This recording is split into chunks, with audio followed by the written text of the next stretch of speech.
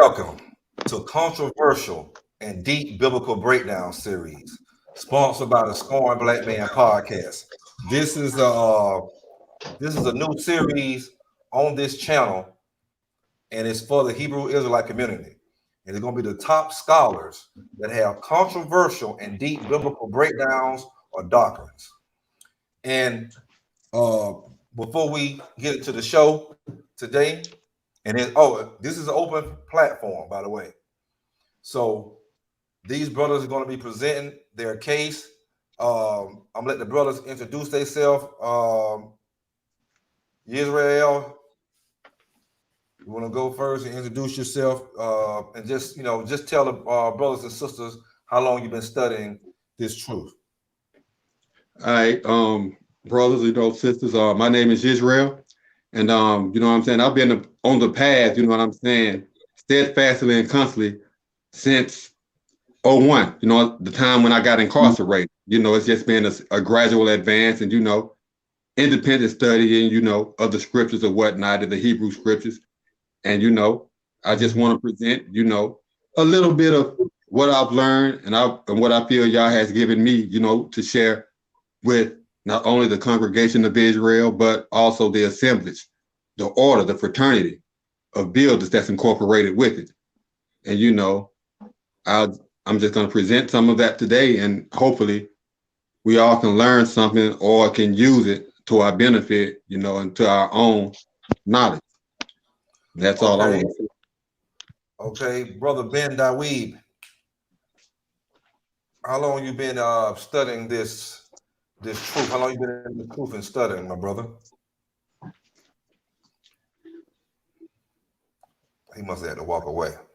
But I'm gonna turn it over to y'all, my brother YISRAYL, and let y'all do y'all thing. Oh, almost forgot. Today's title. These brothers is going to be presenting this right here. Yeshua / Yahawashi from the tribe of Judah or Levi, and the second coming of him or another Messiah. Ooh, this is going to be a controversial one right here. You want to bring the pain, brother, because boy. Well, say anything besides Judah, man, Israel is going to be kind of hard. So I'm going to let you present your case. I know you're a great scholar in this, and I'm going to let you present your case. Once again, is Yeshua / Yahawashi from the tribe of Judah or Levi, and second coming of him or another Messiah. Brother YISRAYL, the floor is yours. All right. I want to begin with, first of all, the life of Yahshua and try to explain or give a chronological order of events that transpired during the Gospels. Now, a lot of people already are familiar that Yahshua did teach in the temple. And in some scriptures, he taught in the temple daily. And when you go read in the law, the divine law that governs all the people of Israel, every tribe of Abraham, we know that the Levitical priesthood, or that the priesthood was given to the Levites as not only an everlasting covenant, but as also as an everlasting ordinance throughout each generation. Now, to begin this enlightenment, I will start with this verse. Hold on 1 minute. Here it is right in front of me. St. Matthew, chapter 5, verse 17 through 19. Think not that I come to destroy the law or the prophets. I am not come to destroy, but to execute. For surely I declare to you, as long as the honorable man and husband continue, one very small part of anything or one particle shall in no wise pass from the law, so that all be executed. Whosoever therefore shall break one of these least commandments and shall teach people likewise, he shall be surely cut off he shall surely be cut off in the kingdom of the honorable men. But whoso shall do and teach them, the same shall be marked a great man in the kingdom of the honorable men. Now, the first thing before I get into the ministry of Yahshua, I want to get into the priesthood and how the priesthood was covenanted to Levi. And I will start in the book of Numbers, chapter 18, verses 1 through 8. And this is from the law of Moses. And it says, and Yah said to Aaron, you and thy sons and thy father's house with you shall bear the iniquity of the sanctuary. And you and thy builders with you shall bear the iniquity of your priesthood. And thy kindred also of the tribe of Levi, the tribe of thy father, bring you from among you, that they may be joined with you and execute judgment for you. But you and thy sons with you shall do service within the temple for the assemblies, and they shall keep thy charge and the charge of all the temple. Only they shall not come near the vessels of the sanctuary and the altar, that neither they nor you also die. And they shall be joined to you, and keep the charge of the temple for the assemblies, for all the service of the temple. And a person profane shall not come near to you. And you shall keep the charge of the sanctuary and the charge of the altar, that there be no wrath any more upon the people of Israel. And take heed, I have removed your brethren, the Levites, from among the kindred of Israel. To you they are given as a help from Yah, to perform the service of the temple for the assemblies. Therefore, you and thy builders with you shall keep your priest's office for everything of the altar and behind the veil. And you shall present self to serve. I have given your priest's office to you as a service of help. And the person profane that come near shall be put to death. And Yah spake to Aaron, consider, I have given you charge of mine tribute offered for all the holy things of the kindred of Israel. To you I have given them by reason of a consecratory gift, and to thy builders by an ordinance forever. Now, according to Numbers 18, verses 1 through 8, Aaron, who was of the tribe of Levi, the brother of Moses, him and his sons were covenanted the priesthood. And those of his kindred, of his brethren, the Levites, were going to be the help. They are the ministers. And their duty was to minister to the people whatever the priest gave them to minister according to the law. Now this was a part of the Levitical priesthood and the covenant. Now, also I want to make mention, according to the Levites, that the Messiah of that age was Moses. Moses was an anointed one of the patrimony, and he was a Messiah. And the mark of the Messiahship is to desolate wickedness.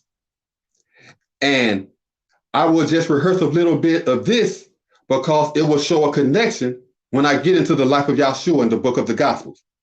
First and foremost, Deuteronomy chapter 33, verse 1 through 5. And this is the blessing wherewith Moses, the anointed one of the patrimony, blessed the kindred of Israel before his death. And he said, the sovereign appeared at Sinai and cut off the minister of the satyr, which is a he-goat, from them. He enlightened the offspring of the proud to glorify himself. And he with great things to teach of holiness. From his righteous work came a commissioned law for them. And furthermore, he loved the patrimony. All his saints are committed to thy service, and they continue to be firm with thy chief men. All the dedicated shall approve of thy commandments. Moses appointed us a law, notwithstanding the inheritance of the assemblage of Jacob. And he was king over Israel when the chief men of the patrimony and the kindred of Israel were gathered together. with that being said, I could bring to remembrance the marks of distinction dealing with the builder of Joseph, or the Messiahship, where it said that the promotion of the Messiah have dominion over the progeny of the tribes, because it's a gift. But furthermore, I would like to get into a little bit more into the law. And this is Exodus 3:15. And Yah said moreover to Moses, in like manner shalt you say to the chiefs of Israel, Yah the sovereign of thy forefathers, the sovereign of Abraham, the sovereign of Isaac, and the sovereign of Jacob, have sent me to you. This is my name forever, and this is my memorial through all generations. Exodus 6:2-8. And Yah spake to Moses and said to him, I am Yah, and I appeared to Abraham, to Yeshua, and to Jacob, with the charge to desolate the adversary utterly. And by my name Yah was I surely known to them. And I have also considered the sign of the valiant of Israel, whom the adversary keep both in prison and in servitude. And I have remembered my covenant. Wherefore say to the families of Israel, I am Yah, and I will bring you out from the burdens of the adversary, and I will rid you of their bondage, and I will redeem you with drawn out armed men and with severe judgments. And I will pledge you to me for a people, and I will be to you a refuge, and you shall know that I am Yah your sovereign. Now, in the book of Exodus, verse 7:8-13, we see where Aaron and Moses go against Pharaoh. And what Moses did, he brought his ministry against Pharaoh. And his ministry was the law. Exodus 7:8-13, it is written, And the sovereign spake to Moses and to Aaron, saying, When Pharaoh shall command of you, saying, Show a sign among you, then you shall say to Aaron, Prepare thy correction, and bring forth the same against Pharaoh, and they shall break the enchanter. And Moses and Aaron departed of one mind against Pharaoh, and they put in execution likewise as the sovereign commanded. And Aaron brought down his correction against Pharaoh and against his husband, and they broke the enchanter. And Pharaoh also called the wise chiefs of the sorcerers. Now the magicians of Egypt, they also did in like manner after their enchanters. They brought out every chief his tribe, and they were enchanters. And Aaron's correction made away with their yield their clans. And he hardened Pharaoh's mind, that he listened not to them, as the sovereign had said. Just a quick interpretation. When Moses and Aaron brought their ministry against the chiefs of Pharaoh, his sorcerers and his enchanters, and he broke them with their correction, he used the law to not only cast them out, but to take their clans or their families into servitude, according to the law. Because when a person is found in violation of the law, especially blaspheming, which is despising the word of Yah, you are basically in trouble of losing everything. And I would like to bring that law into remembrance real fast, if you don't mind. Numbers chapter 15, verses 30-31, it is written, But that person that do act proud, whether he be young in the husbandry or a chief respected, the same blaspheme Yah.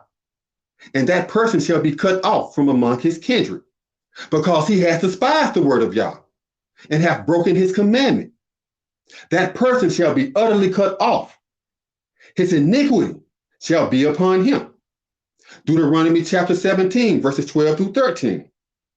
And the husbandman that act proud and will not be obedient unto the chief ruler that stand to minister there according to Yah, thy sovereign, or to the judge, even that husbandman shall be worthy of death. And you shall put away the unrighteous from Israel, and all the kindred shall listen and revere and act no more proudly. Deuteronomy chapter 18, verse 1. The priests, the Levites, and all the tribe of Levi have no portion nor conquest over Israel. They shall make the race that act insolently to cease among the enlightened and his inheritance. Proverbs chapter 8, verse 13. The reverence of Yah is to hate evil, pride and arrogancy, and the unrighteous manner of life, and perverse speech do I hate. Now, with those things in mind, I would like to rehearse certain events that happened throughout the law and throughout the scriptures, simply just to show you that those that blaspheme Yah and came against his word and despised his word, they face judgments and they face severe punishments.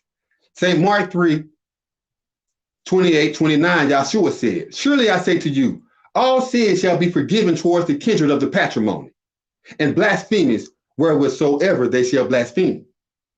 But he that shall blaspheme against the holy tablet have never forgiveness, but is in danger of eternal damnation. Now,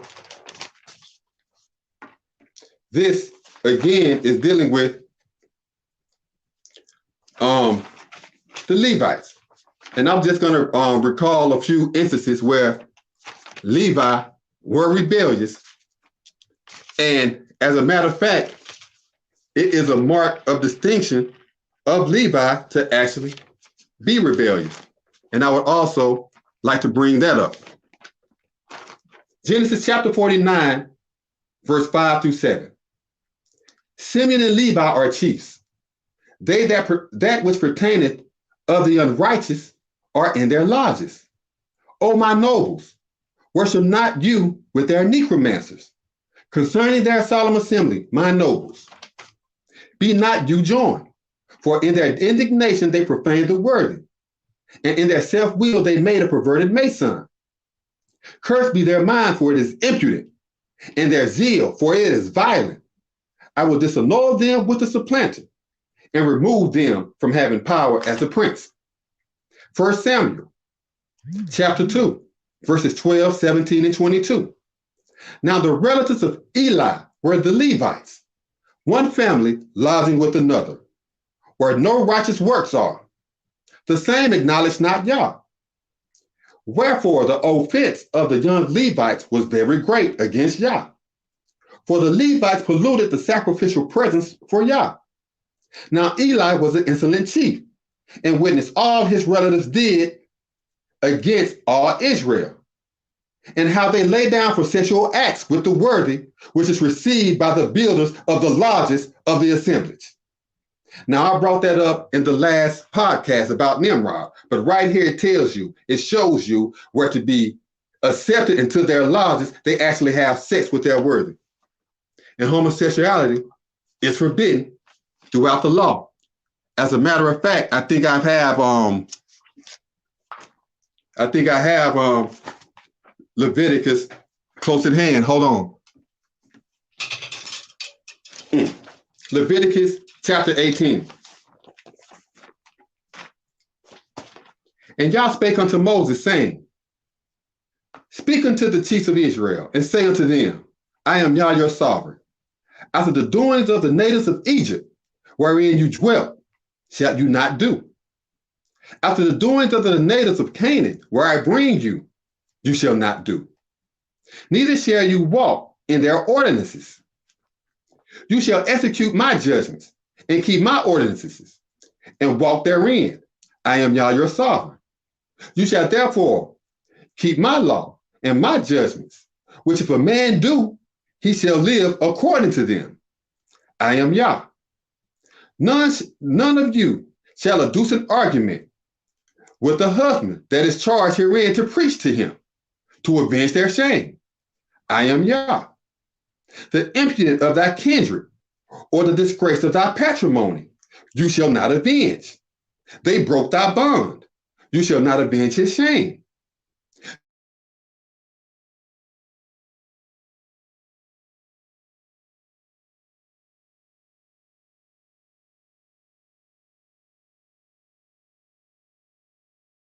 Gotten by a builder or risen up within, even their shame you shall not avenge. The shame of thy builder's son, or of thy builder's daughter, even their disgrace you shall not avenge. For there's greater desire thy own disgrace.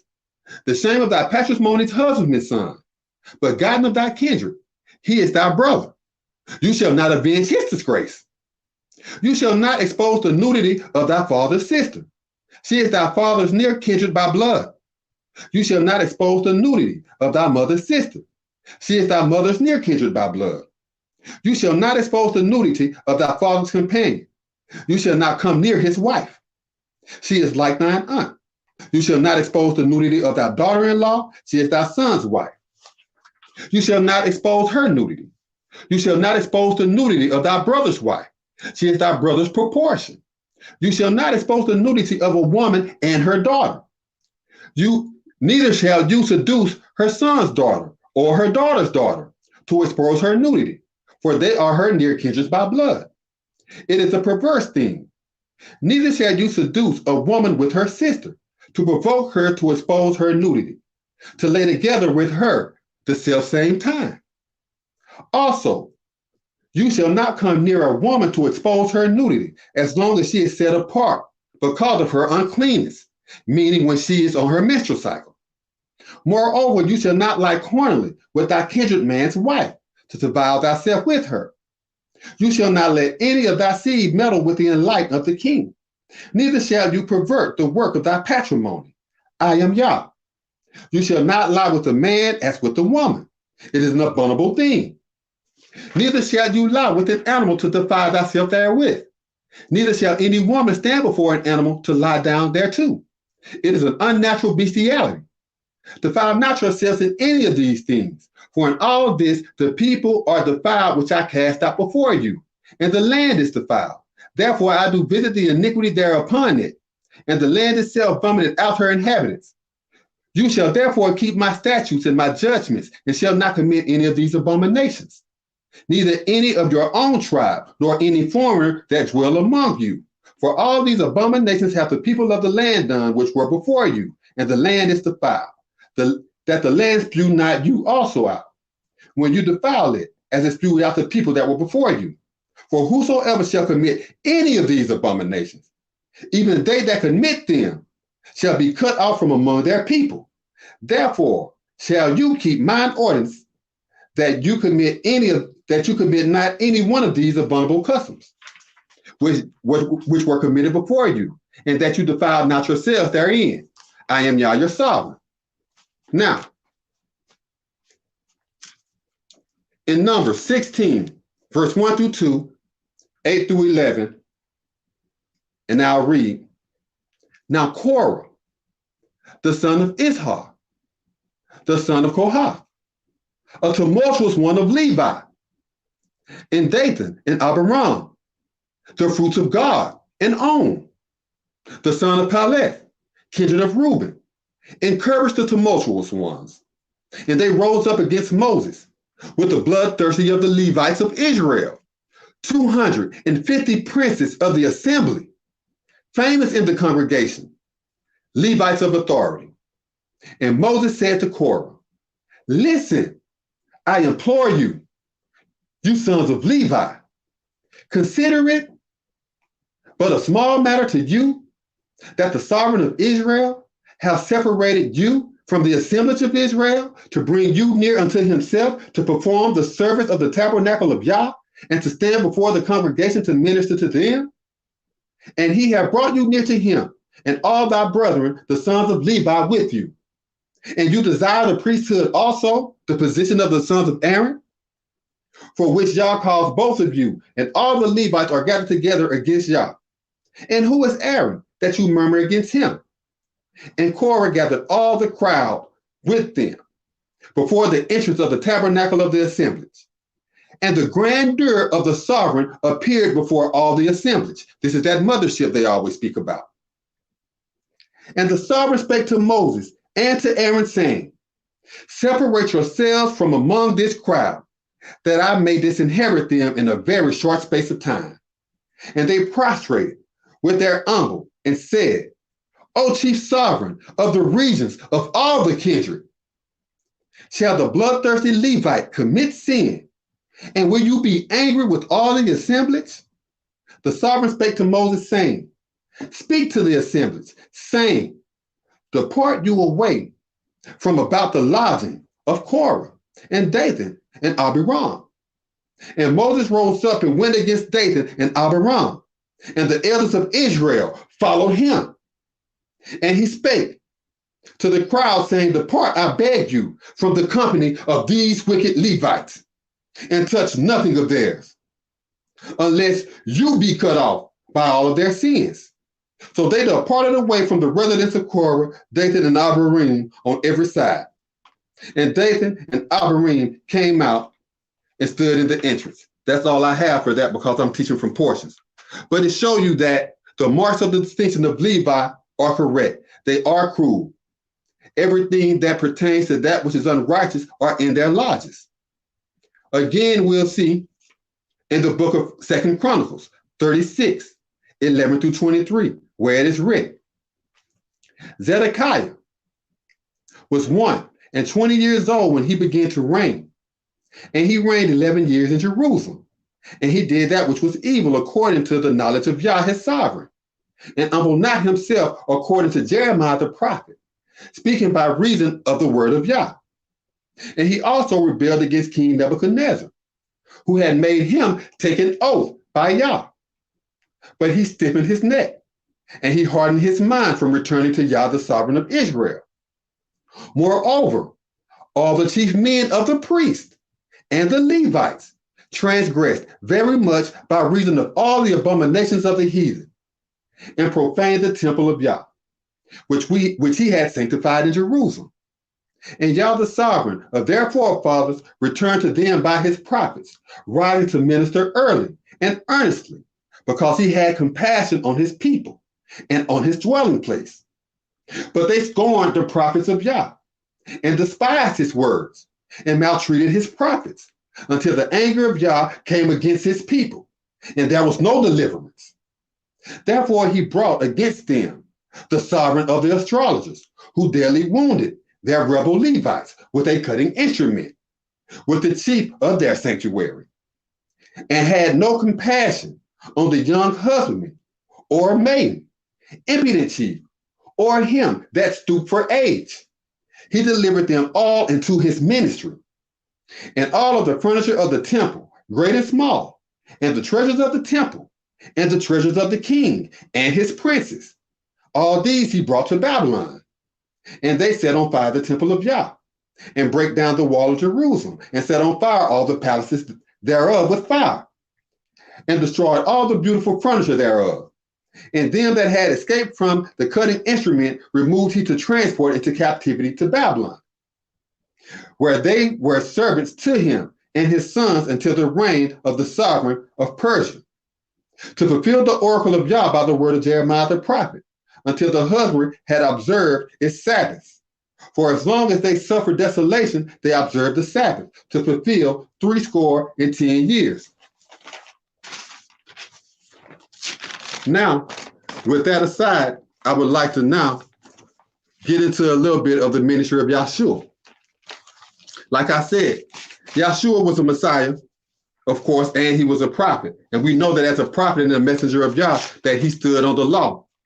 And it would take, some to consideration to believe Yahshua, who they teach to be without sin. Why would he, being of the tribe of Judah, enter into the temple when it was only ordained for the Levites and for the sons of Aaron to do so, only the tribe of Levi, on the penalty of death? This is written in the law. Now, you can either believe the law of Yah, or you can believe the doctrines that have been taught you.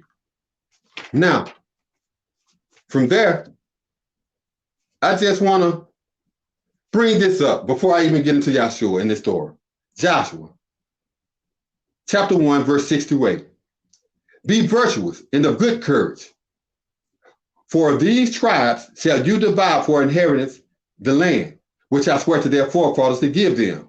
Only be you virtuous and courageous, that you may observe to do according to all the law which Moses my husbandman commanded you. Turn not from it to justify yourselves for the lodge, that you may prosper wheresoever you travel. This book of the law shall not depart from thy word, You shall meditate therein day and night, that you may observe to do according to all that is written therein. For then shall you render thy course of life prosperous, and then you shall have good success. Yahshua, I'm going to start in St. Luke, verse 2, chapter 2, verses 41 through 52. Now his father went to teach every year at the feast of Passover.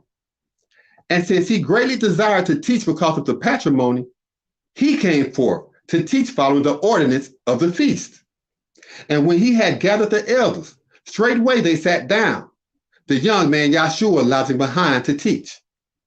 And Joseph and his mother knew not of it, but they, supposing him to have been in the traveling company, when a day's journey, and they sought him amongst their kinsfolk and familiar friends.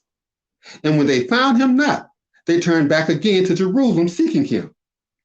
And it came to pass that after 3 days they found him with the builders, sitting in the midst of the doctors of the law, both listening to them and asking them questions. And all that heard him were astonished at his understanding and answers. And when they found him, they were agitated. And his mother said to him, Son, why have you thus dealt with us? Consider, thy kindred and I have sought you grieving. And he said to them, Where is it that you sought me? Consider you not that I must be about my patrimony's work. And they understood surely the saying which he spake unto them. And he made ready to leave with them, but was brought to Nazareth, which is a convent village for Nazarite initiates. And he became subject to the ordinances of them. That's number 6, 1 through 22, if you want to read about the ordinances of the Nazarite. And his bond separated all the ties in his life. And Yahshua increased in wisdom and in favor with Yah and the kindred. So that we see that at this time when they left Jerusalem, that Yahshua actually was submitted to a convent for the Nazarite initiates. And this bond caused him to be separated from his family and devote himself to purity and to the study of the law and the prophets. Now we shall continue with the life of Yahshua in the book of St. Mark, chapter 1, verse 9 through 11, where it is written, And it came to pass in those days that Yahshua departed from Nazareth of Galilee and greatly desired the ceremonial ablution of John in the Jordan. And straightway coming up out the water, he had a vision of the builders divided and perceived the kindred banqueting abundantly because of him. And there came a proclamation from heaven declaring, You are my desired heir apparent to the throne, with whom I am to teach the right knowledge. St. John 1, verse 29, verses 32 through 36, verses 45 through 51. The next day, John saw Yahshua coming toward him and declared, Look, the leader of the patrimony, which laid to pledge to remove the perversity of the temple. And John bare record, declaring, I had a vision of a chief cast down from among honorable men by reason of intoxication. And he had mercy on him. But I knew him not. But he that ordained me for ceremonial ablution with water, the same said to me, The one whom you shall foresee divine intellect beyond measure and remaining in him, the same is he which overwhelms both the perverse kindred and the cursed man.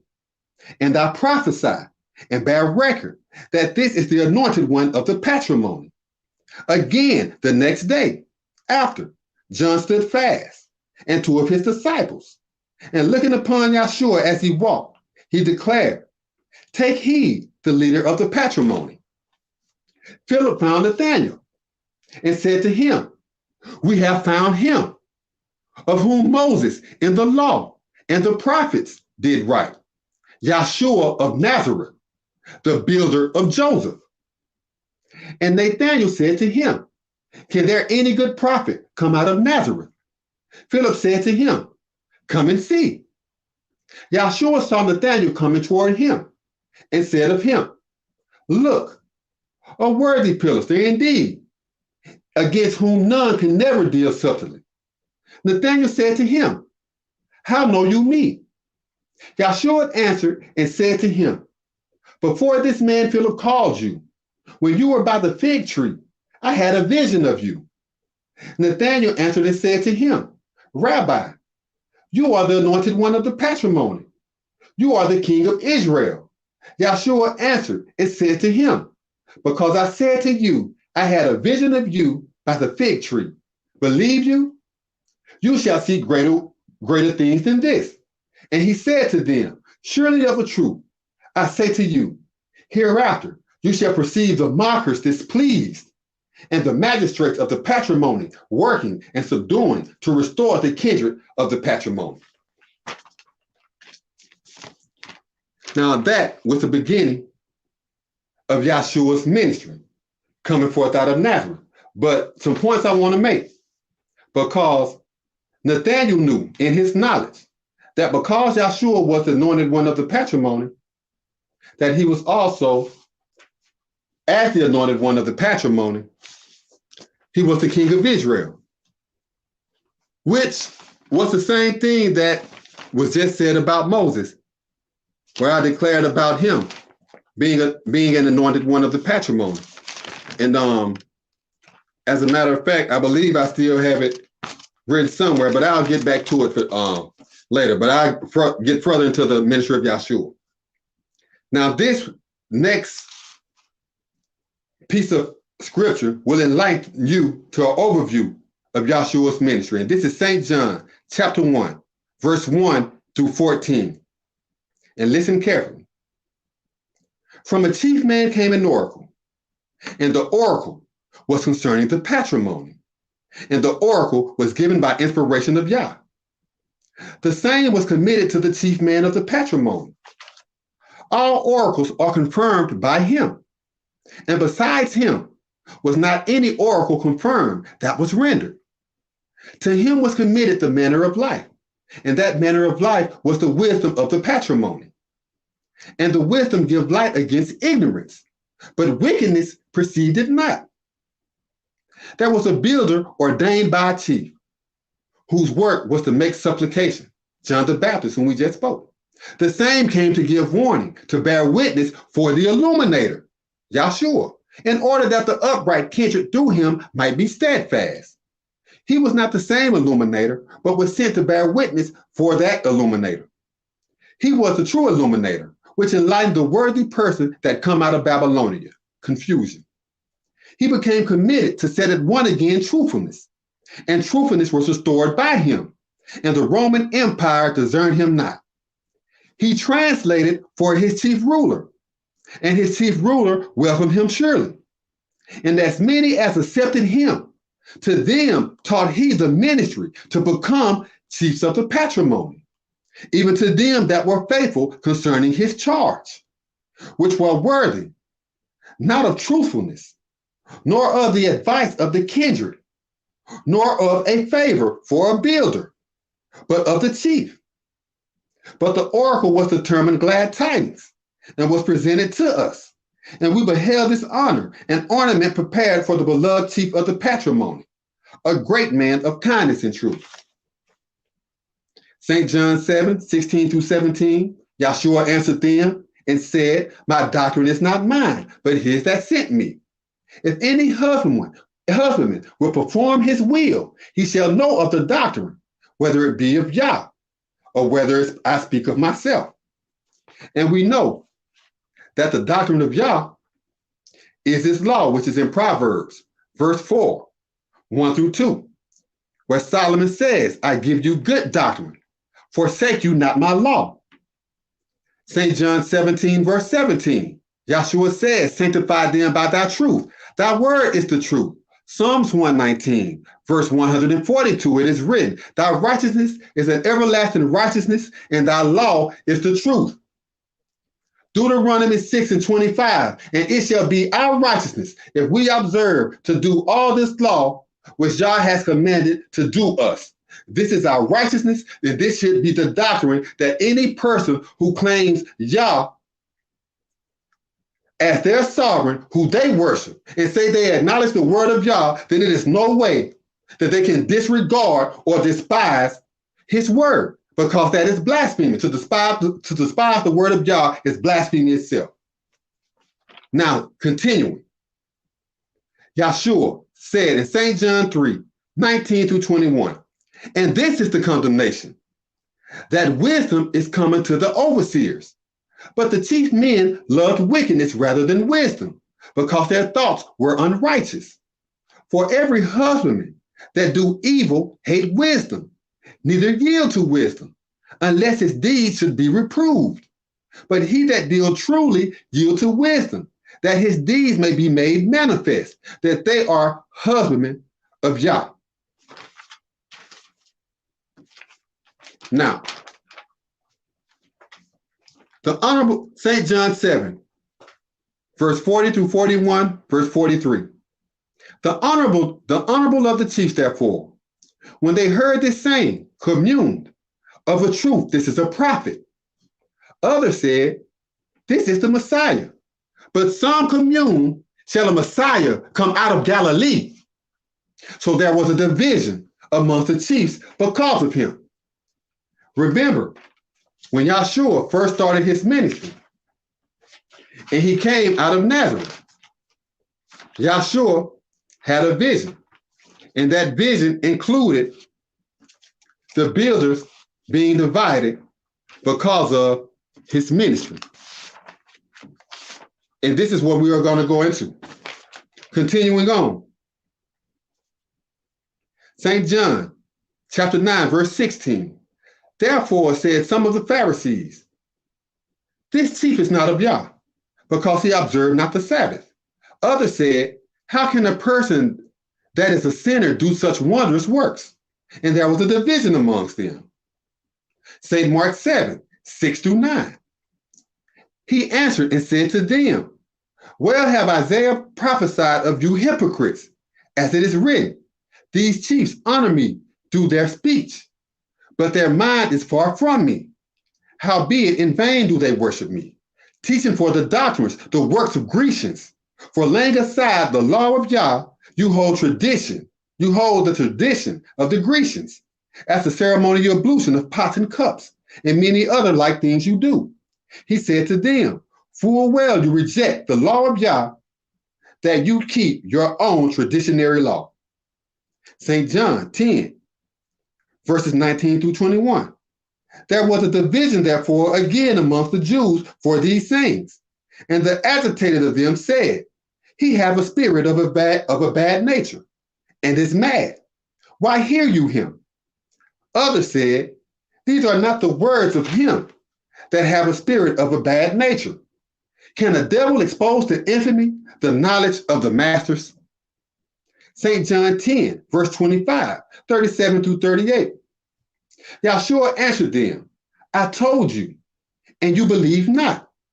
The works that I do according to my patrimony's charge, they bear witness of me.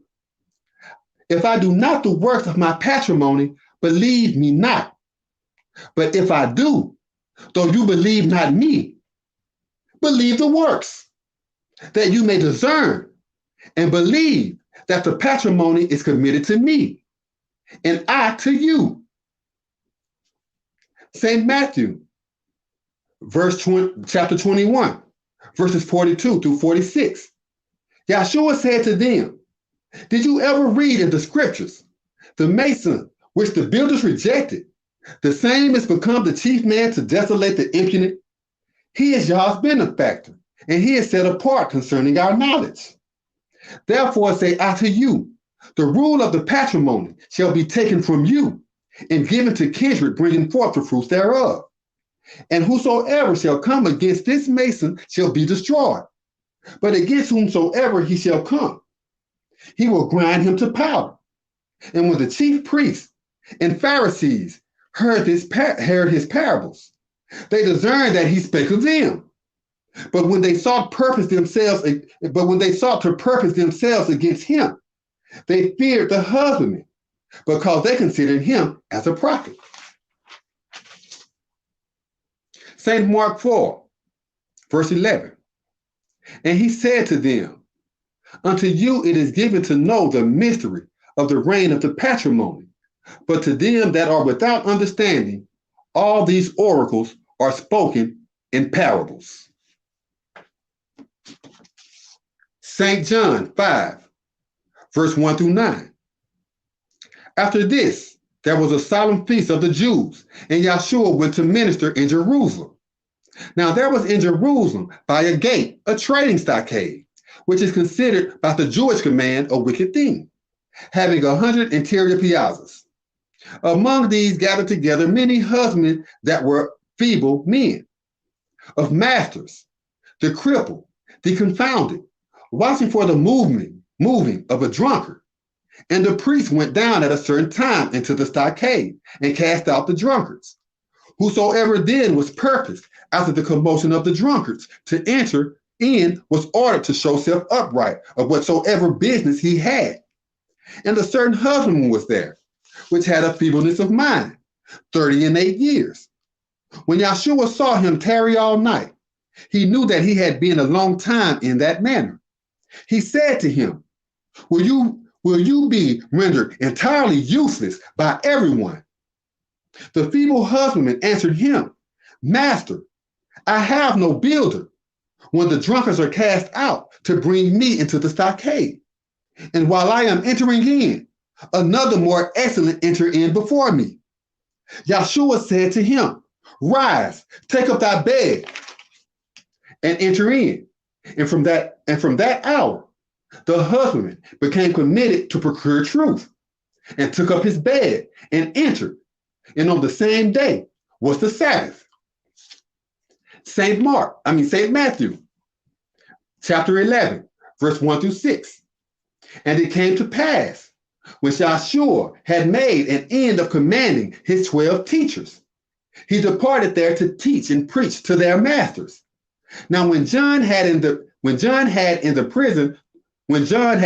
in the prison the works of the Messiah, he sent 2 of his teachers and questioned concerning him, Are you he that should come, or do we look for another? Yahshua answered and said to them, Go show John again those things which you do hear and see. The masters comprehend their knowledge, and the contrite conform to virtue and piety. The lepers are disannulled, the silent proclaim, the foolish are ordained to minister, and the poor have the good message preached to them. And blessed is he whosoever shall not be offended toward me. St. Mark 11, 15 through 18. And they entered into Jerusalem, and Yahshua went into the temple. And began to cast out them that had sold and bought in the temple, and returned to cast out likewise the pale money brokers, and the chiefs of them that surely sold intoxications, and would not grant that any Levite should utter anything in the temple. And he taught, saying to them, Is it not written, My temple shall be appointed for all nations, a temple for intercession, but you have made it a resort for thieves? And the scribes and the chief priests heard it, and sought how they might kill him, for they feared him, because all the builders were astonished at his doctrine. Now, it should be taken into consideration that the chief priests and the scribes and the Pharisees all throughout the Gospels tried to find a reason to put Yahshua to death. What better reason than to use the law and the covenant concerning the priesthood being granted to Levi as an everlasting covenant? You are not a Levite. Why are you in the temple? Kill him. But they could not do it because Yahshua was a Levite just like them, and Yahshua would not break the law. As a matter of fact, he upheld the law. He magnified the law and made it honorable. He said earlier, as I mentioned, that one piece of the law, not one portion, nothing, will depart from the law. And I would rather believe that message because it stands on the law of the prophets and not an indoctrination of a man or a teacher or whosoever. Again, reading in St. Matthew verse 15, verses 32 through 39. Then Yahshua called his disciples to him and said, I have compassion on the husbandmen, because they stand firm with me always to petition the elders, and have never turned back to profane self. And I will not leave them foolish at all, unless they be overwhelmed by the desolate. And his disciples said to him, how petition we the chief man, when the proudly spoken builder openly be spokesman? Thus to set up in like manner insolent husbandmen. And Yahshua said to them, how many builders except you? And they answered, 7, and a prominent family take thought. And he commanded the builders to assign the traveler over the husbandman. And he charged the 7 builders and the careful, and rendered the ministry, and divided them and ordained them his teachers. And the disciples were over the builders. And they had the charge of every builder, and were gathered together. And they assigned a minister for the divided builders that were appointed to charge by an oath the exalted elder. And they had the tablets, and they that had the tablets were the square to teach the worthy, besides the husbandmen and the builders. And he sent away the builders and took the reserve, and came against the division of the proudly spoken. So it shows you right here that Yahshua had a faithful following, and they knew that because of the powers that be, that it would be hard to get the attention of the elders. So what Yahshua did, he took his ministry and divided amongst those whom he trusted. And he said, we're going to use this ministry, and we're going to come against the wicked, since I already have authority. And since I give you my ministry, can none of them come against you, because they can't come against me. And when he had set up these factions and divided them, they used this ministry and they came against the wicked. This is what happened. Now, this is St. Matthew, chapter 20, verse 29 through 34. And as they departed from Jericho, many husbandmen followed him. And surely 2 master builders, walking by in conversation, when they perceived that Yahshua passed by, cried out, saying, have mercy on us, O master, you heir of David. And the husbandmen rebuked them, because they intended to strengthen their security. But they cried the more, saying, have mercy on us, O master, you heir of David. And Yahshua stood still and called them and said, what will that I should do for you? And they said to him, Master, that our knowledge may be disclosed. So Yahshua had compassion on them and kindled their knowledge. And by their knowledge became explained, and they followed him. Now, as you can see, they called him the heir of David. And just like during Yahshua's time, they knew he was a prophet. But some believed that he was this prophet, and some believed that he was that prophet. Some said that he was the one who Moses spoken of, Yahshua of Galilee, Yahshua of Nazareth. Now understand, and I will come across the scripture soon, that Yahshua said, if you believe Moses' writing, then you will believe me, because Moses wrote of me. And in that passage, and I have it here somewhere, and I will find it, Moses said that I will raise you up a prophet unto your brethren just like myself. And him you shall listen to. What was Moses? Moses was a prophet, Moses was a Levite, and Moses was a Messiah. Moses was a prophet, Moses was a Levite, and Moses was a Messiah. Okay, I'm going to continue. St. Matthew, chapter 21, verse 8 through 11. And the insolent master builders put away their treasury from the other traveler. Others selected builders from amongst the carpenters and compassed them about the road. And the rest that led the front part and that followed proclaimed, saying, Hosanna to the heir of David. Blessed is he that come according to the charge of Yah. Bring salvation of the Most High. And when he was coming to Jerusalem, all the race were in great commotion, saying, who is this? And the builders said, this is Yahshua, the prophet of Nazareth of Galilee. St. Mark, chapter 9, verse 2 through 13. And after 6 days, Yahshua took a pledge concerning himself, Peter, and James, and John, and guided them to minister according to a high degree promotion apart from one another. And he had changed to ordain them, and his change of raiment was shining, very white as snow, so as no cloth dresser throughout the world could make whiter than. And there appeared to them the chief of the drawn out. And he was talking with Yahshua. And Peter spoke and said to Yahshua, Master, it is an advantage for us to be here.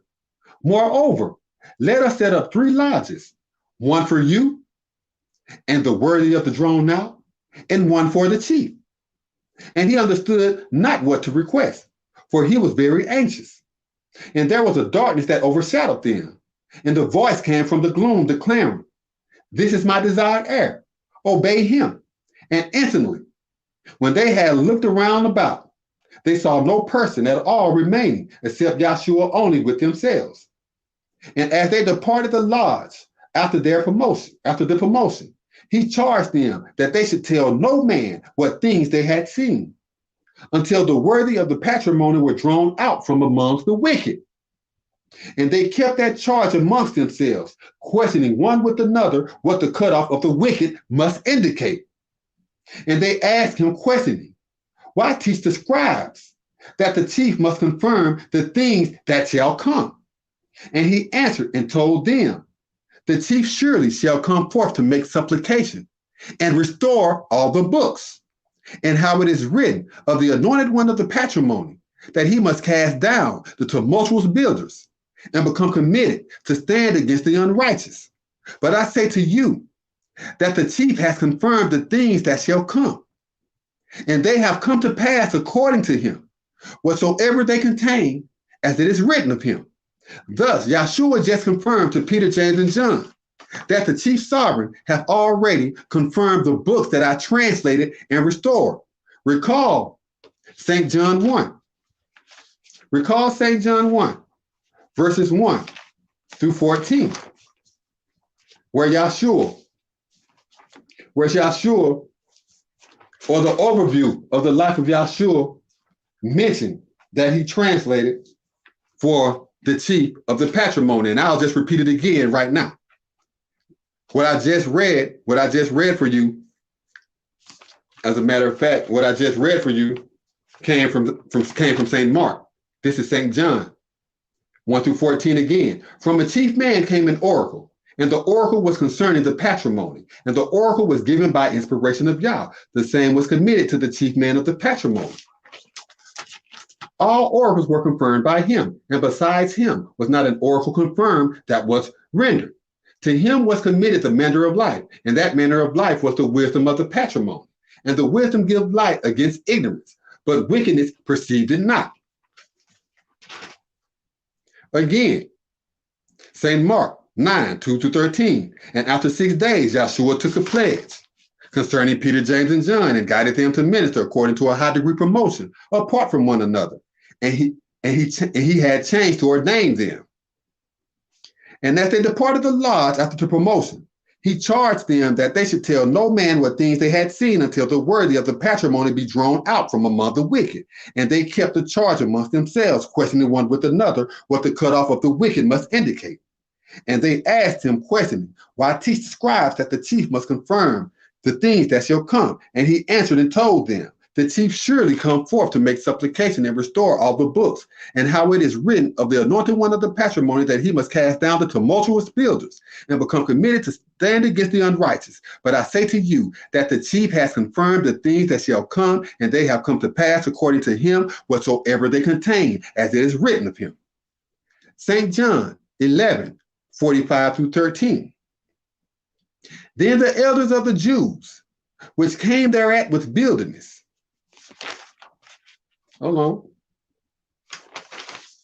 Then the elders of the Jews, which came thereat with bitterness, and had seen the oracles which Yahshua had yielded, believed concerning him. But the desperately wicked of them went their ways to the Pharisees, and told them which oracles Yahshua had spoken. Then gathered the chief priests and the Pharisees a council, and reasoned, What do we? For this man furnished many wondrous works. If we allow him to ordain the slack, all the kindred will be faithful to him. And the Romans shall perceive and take away both our temple and patrimony. And a chief of them, named Caiaphas, becoming the high priest that same year, said to them, you know nothing at all, nor consider that it is an advantage for us that a chief should discharge the impudent kindred, and that the entire patrimony perish not. And this revealed he, not of himself, but being high priest of that year, he prophesied that Yahshua should discharge the impudent of the patrimony, and not the impudent of the patrimony only, and that also he should gather together in one the worthy of the patrimony that were scattered abroad. Then from that day forth they took counsel together to appear to put him to death. Now, St. Mark, chapter 15, verse 16. And straightway in the morning, the chief priest held a council with the elders and the scribes and the entire tribunal, and instructed Yahshua and exchanged him secretly, and delivered the other to Pilate. And Pilate asked him, are you the king of the Jews? And he answering and said to him, you think it? And the chief priest accused him of many things, but he said nothing. And Pilate asked him again, saying, question you nothing? Consider how many things they bear witness against you. But the other yet said nothing. So therefore, Pilate wondered. Now at this solemn feast, he released to them one prisoner, whomsoever they desired. And there was a husbandman called out to disguise the chief, which is Yahshua, which remained shackled with them that had committed insurrection with the other that had committed murder in the insurrection. And the adversary, agitating the crowd, began to demand him to do as he had always done for them. But Pilate answered them, saying, will you that I release to you the king of the Jews? For he knew that the chief priest had delivered him for envy. But the chief priest agitated the tumultuous ones that he should rather release the chief to them. And Pilate answered and said again to them, what will you then that I should do to the other whom you call the king of the Jews? And they shouted out again, crucify him. And Pilate said to them, why? What evil have he done? And they shouted out more vehemently, crucify him. So Pilate, willing to please the tumultuous ones, released the chief to them and handed over the other. And after he whipped him to be crucified.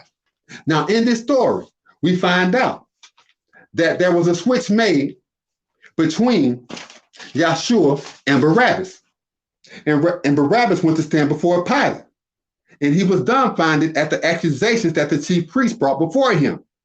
Understand that throughout the Gospels, the Sadducees, the chief priests, the Pharisees, the scribes, they could not hold an argument with Yahshua. They never had, every time they tried to accuse him, Yahshua had the ministry to put them to shame. But all of a sudden, he stand before them and know nothing when it was his mission and his duty as an anointed one to come against them. Because just like Moses, he did the same thing. And Yah spake to Moses and said to him, I am Yah, and I appeared to Abraham and to Yishak and to Yaqub with the charge to desolate the adversary utterly. And by my name Yah was I surely known to them. This was also Moses' charge. Also, I would like to get again into the marks of distinction, because after rehearsing somewhat in the Gospels, the marks of distinction have came up plenty.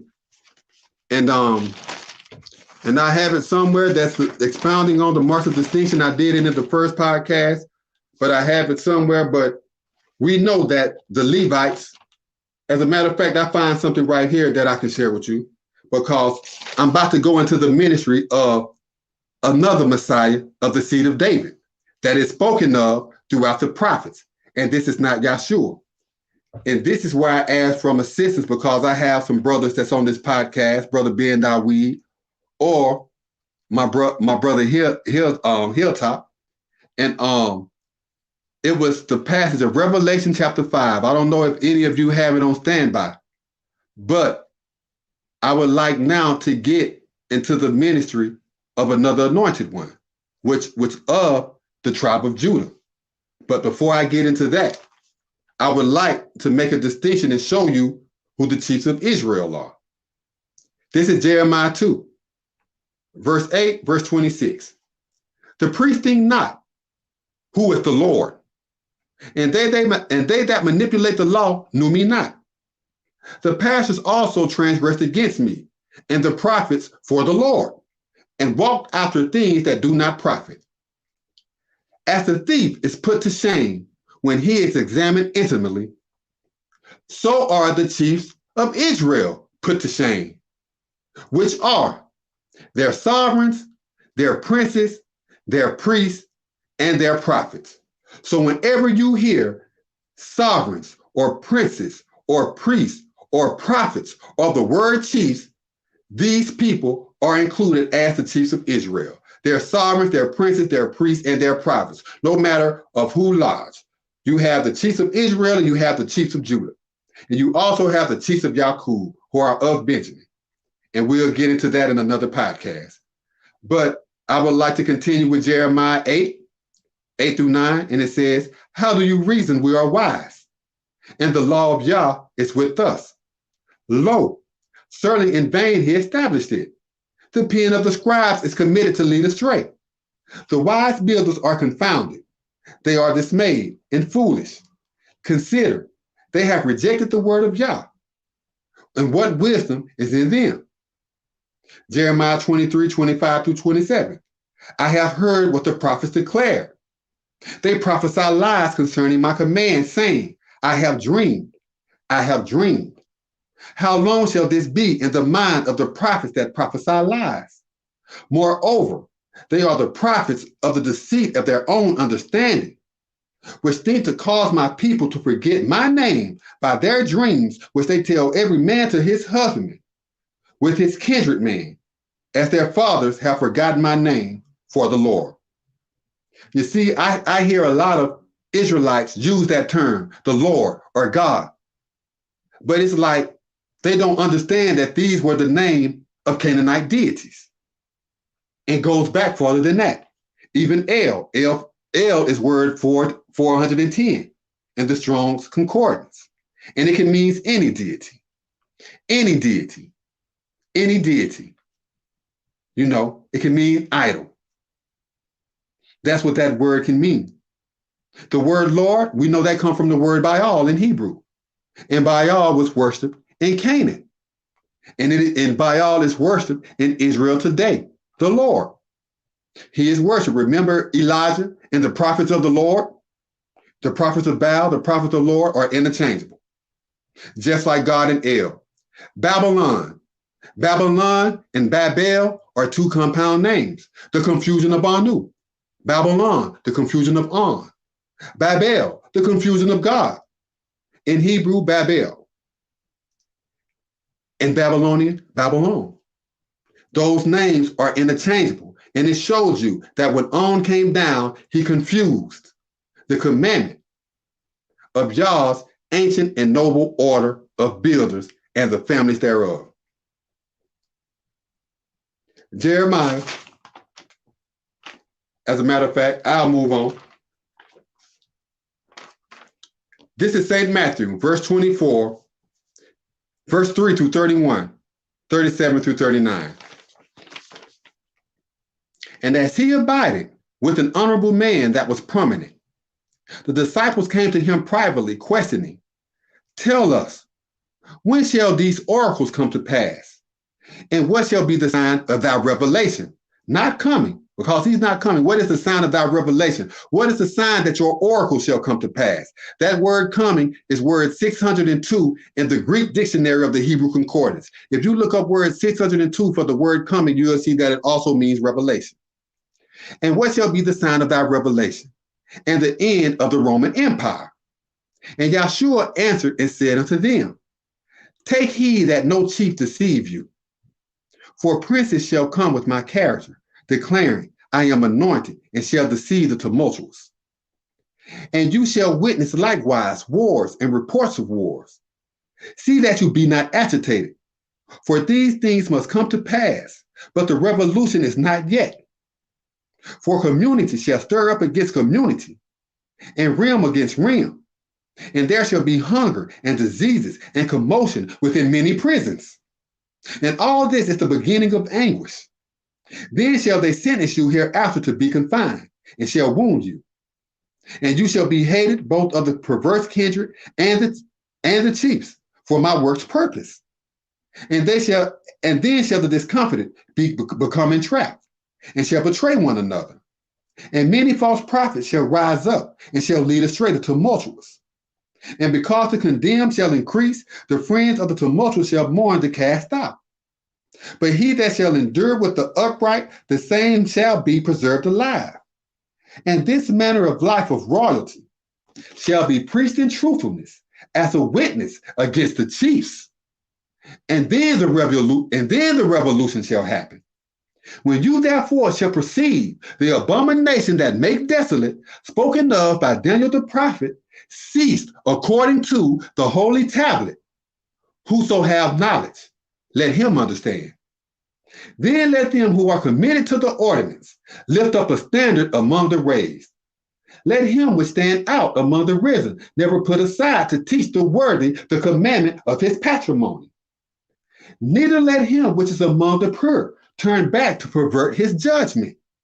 And woe unto them that are of the desolate, and therefore them that teach the suckling in those days. And pray you that your nobles be committed not to blaspheme, moreover on the Sabbath day. For then shall come a determined opponent, such as was not seen since the beginning of the world to that time, no, nor ever shall be. And except those elders were chastised, there shall no kindred be saved. But for the elect's purpose, those elders shall be straight.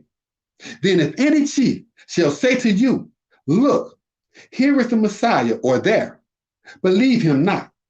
For there shall arise pretended preachers to attempt to deceive by falsehood and false prophets, and shall know the tablets and omens and signs, insomuch that, if it were possible, they shall seize the very elect. Take heed, I have told you before time.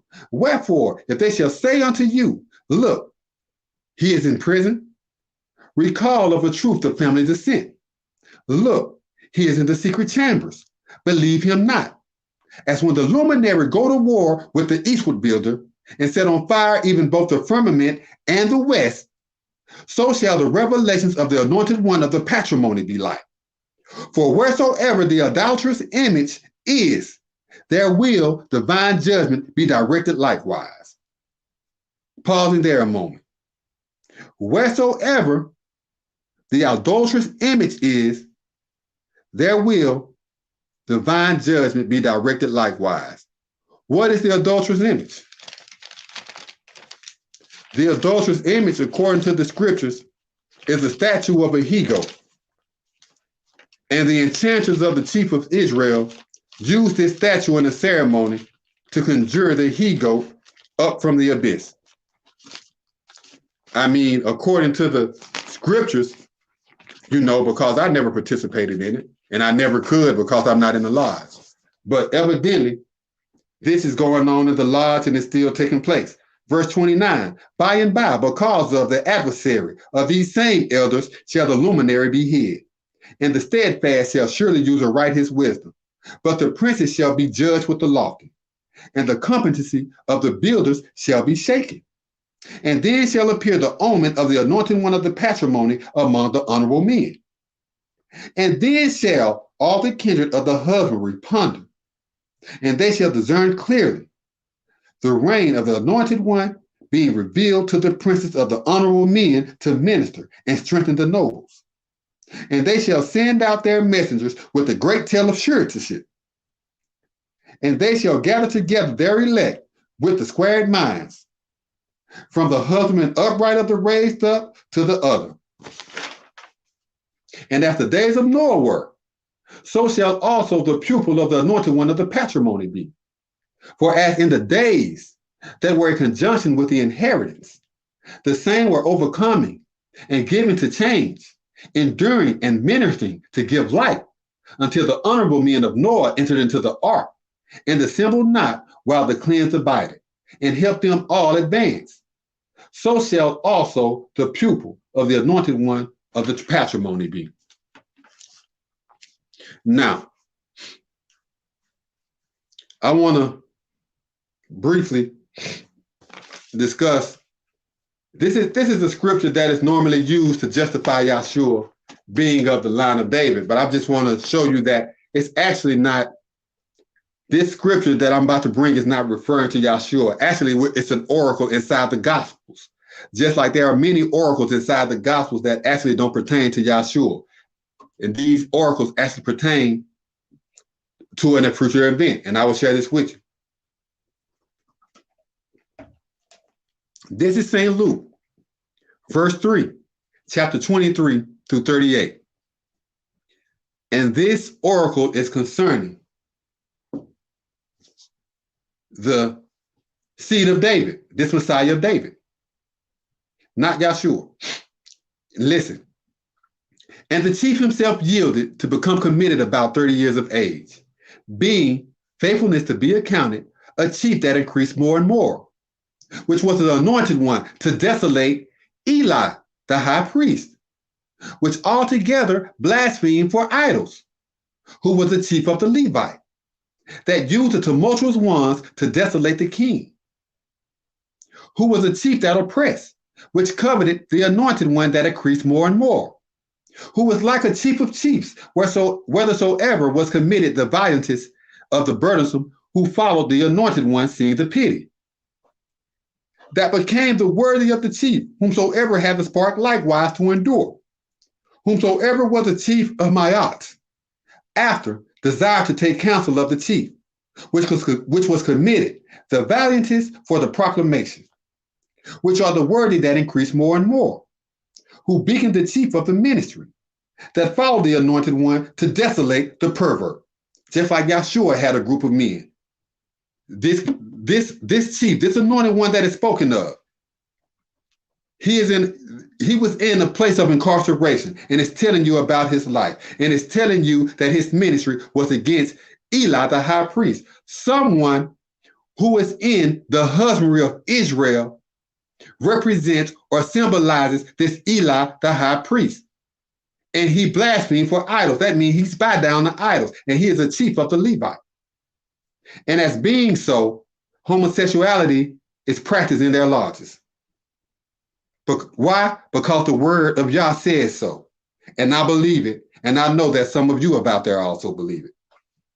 Continuing, that follow the anointed one to desolate the pervert, which are the tumultuous ones that wax feeble, who are the kindred likewise descended from Babylon, that altogether consulted to desolate the chief, who was the anointed one of Yah, which was the worthy therefore to be made king, who was worthy of the ornament, who became committed to take counsel, to desolate witchcraft, which broke the kindred of Obadiah, son of Joktan, who were Levites of the raised up, that coveted the very fruitful, that increased more and more, who were like the worthy of the chief, that was the anointed one of the patrimony, or the anointed one of Yah, which required the worthy likewise to submit, whomsoever desired to make supplication seemed the obligation, which was the valiant man that discerned, which altogether put to shame the desolate cast out, which were the Levites that gathered together, who were reviled one with another while banqueting, which came in as the enemy, until there was a spark of concern, that fainted a relative of Menon, who coveted the anointed one, seeing the gift, which was committed to the anointed one likewise to bring forth, who is the heir of David, which was the son of Yeshua, which was the son of Obed, which was the son of Boaz, which was the son of Salmon, which was the son of Nahshon, which was the son of Amminadab, which was the son of Ram, which was the son of Hezron, which was the son of Pharez, which was the son of Judah. And I'll stop right there. Now it shows you that this particular Messiah is descended from David.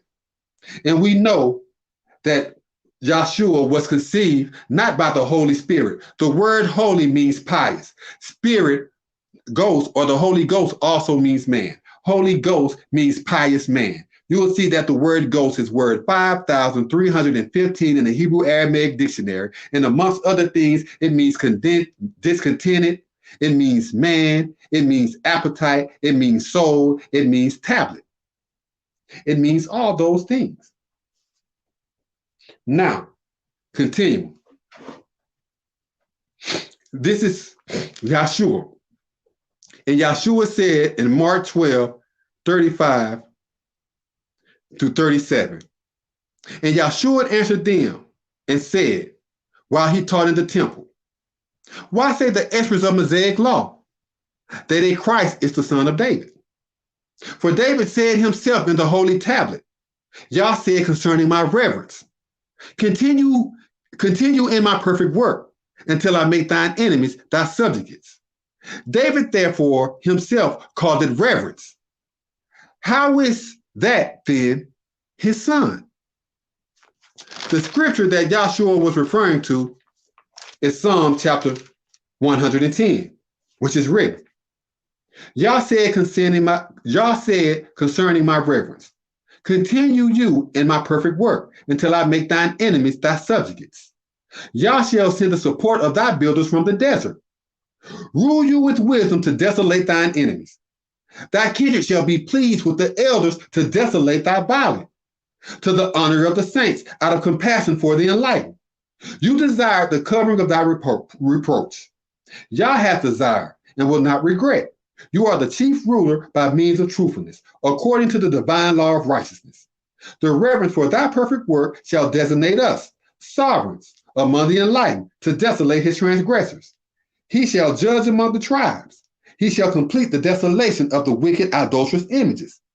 He shall appoint chief men throughout the land. He shall set up such that endure among the firm. Therefore shall he without fail restore the headship. Now, if Yahshua is coming back with all of these angels on the clouds of whatnot, then who are these oracles referring to of a man supposed to be coming back to fight against the desolate firsthand? Not with no mighty angels, no, with the ministry. This can't be Yahshua who they're talking about. And I have more if you bear with me. Psalms chapter 45, and this is, I believe, is verse 1 through 8. And this is Psalms. My mind is indicting a good matter. I speak of the oracles which I have brought forth concerning a king. My reason is the correction of a future scribe. You are well favored above the builders of the patrimony. Supplication is made by thy words. Therefore, Yah have led you even to give warning. Restrain thy conduct by reason of thy generative parts, O exalted chief, equally with thy proud and thy insolent. And to thy nobles bring prosperity. Teach of truth and humility and righteousness, and thy righteous work shall show you revered oracles. Thine worthy are a knife in the heart of the king's enemies, whereby the tumultuous ones tremble before you. Thy tribunal, O chief, became committed to stand upright and endure. The correction of thy rule is a righteous correction. You love righteousness and hate wickedness. Therefore, Yah, thy sovereign, have anointed you with an anointed oil, for the well-favored instead of thy companions. All thy apparel smell of perfume oils and aloes and cassia, since this man teach diligently to overcome, whereby they have greatly desired you sojourn as a guest. Zechariah chapter 4. And the angel that spoke with me appeared again and lifted me as the worthy that is lifted up by reason of his deep sleep, and said to me, what perceive you? And I answered, I have considered and perceived the fire come to the full to desolate the pure, and to depress the highest chief man of the same, and his charge by an oath to give light therein, and to adjure the firm to respect the charge to give light, which fall upon the chief man thereof, and the two virtuous carpenters with him, one to execute justice to the right side of the globe, and the other in the left region thereof. So I considered and spake to the angel that spoke with me, saying, who are they, my master? And the angel that spoke with me answered, and said to me, perceive you not who they are? And I answered, no, my master. Then he answered and declared unto me, saying, these are the spokesmen of Yah against the confounded, declaring, the incurable of the wicked, nor of the impudent, after this approach my patrimony, said the sovereign of the sacred courts. Who are you, O honorable builder? Before the confounded you shall become a counterbalance, and they shall proceed to lay the pledge, the builder on high, therefore equally with the lodge, to be noble, fair, gracious within the same. Moreover, the word of Yah came to me, saying, the ministry to desolate confusion have placed firmly the foundation of these builders. His ministry shall also complete the same. And you shall know that the sovereign of the sacred courts have sent me to you. For who have provoked the elders to desolate the ignoble things? Therefore they shall triumph, and shall regard with pleasure the mason separate himself from the fellowship of the confounded, according to these saying charged with an oath. They are the eyes of Yah, which travel to and fro to cast out the cruel husbandman. Then spoke I, and said to him, who are these two virtuous carpenters in the region to desolate the fire in the left region thereof? And I spoke again and said to him, who is this scribe illuminating the builders who put away the perverted gold making to wait carefully to punish the exactors becoming fat from amongst themselves? And he answered me and said, knowest you not who this is? And I answered, no, my master. Then declared he, this is another Messiah, an anointed one that stands fast for Yah to desolate the cruel husbandman.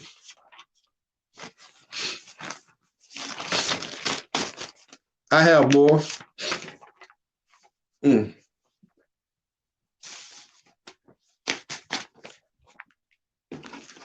Zechariah chapter 1 and chapter 2 might as well.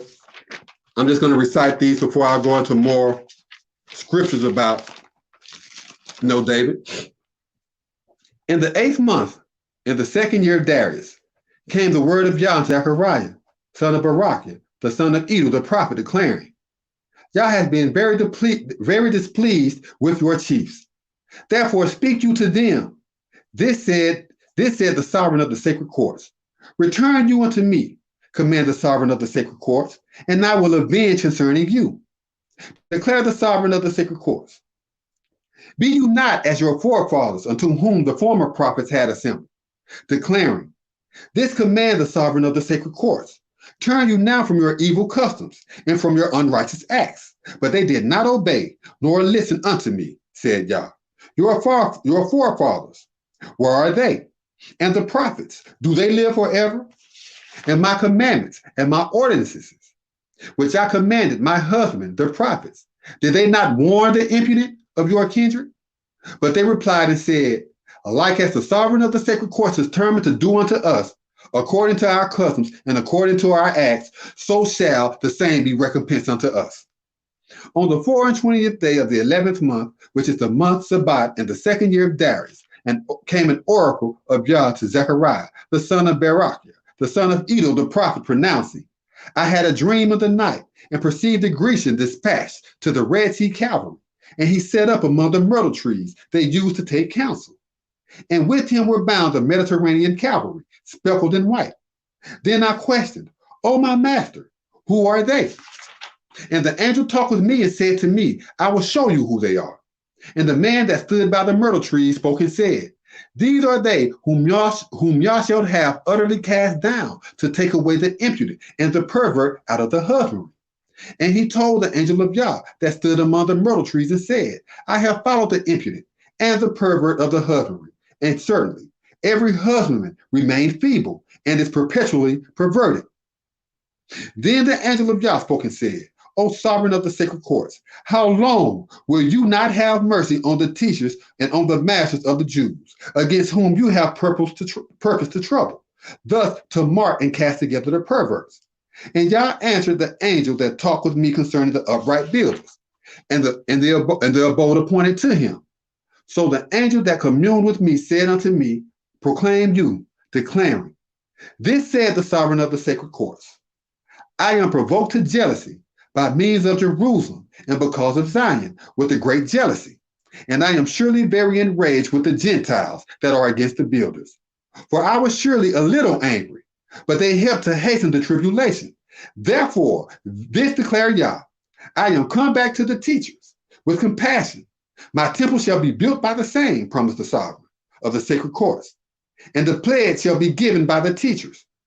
Proclaim moreover, declaring, this said the sovereign of the sacred courts, my masters, by means of wealth, shall also desire to go forth to invade, and Yah shall surely avenge Zion, and shall surely purge Jerusalem. Then I imposed here after my knowledge, and discerned, and observed four powers. And I said unto the angel that talked with me, who are they? And the angel answered me, these are the powers which have profaned the Jews, Israel and Jerusalem. And Yah showed me four carpenters. Then questioned I, what come these to do? And he answered, saying, the other are the powers which have profaned the Jews, so that no kindred was industrious to lift up a standard for his chief man. But these others are come to discomfit them, to cast out the powers of the Gentiles, which brought forth their power against the husband to profane it. Now, I don't know if Ben Dawid is with me.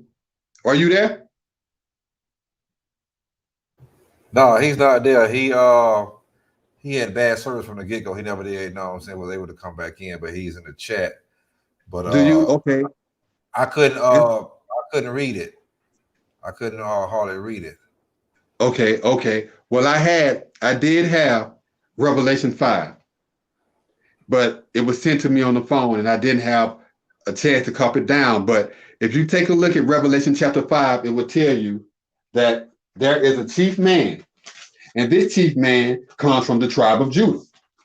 And Revelation, the whole book of Revelation, is spoken of the events of this chief man from the tribe of Judah who goes to war and is joined by the sovereigns of the East, the eastward builders, those that the honorable men, those who acknowledge the law, and Judah as well.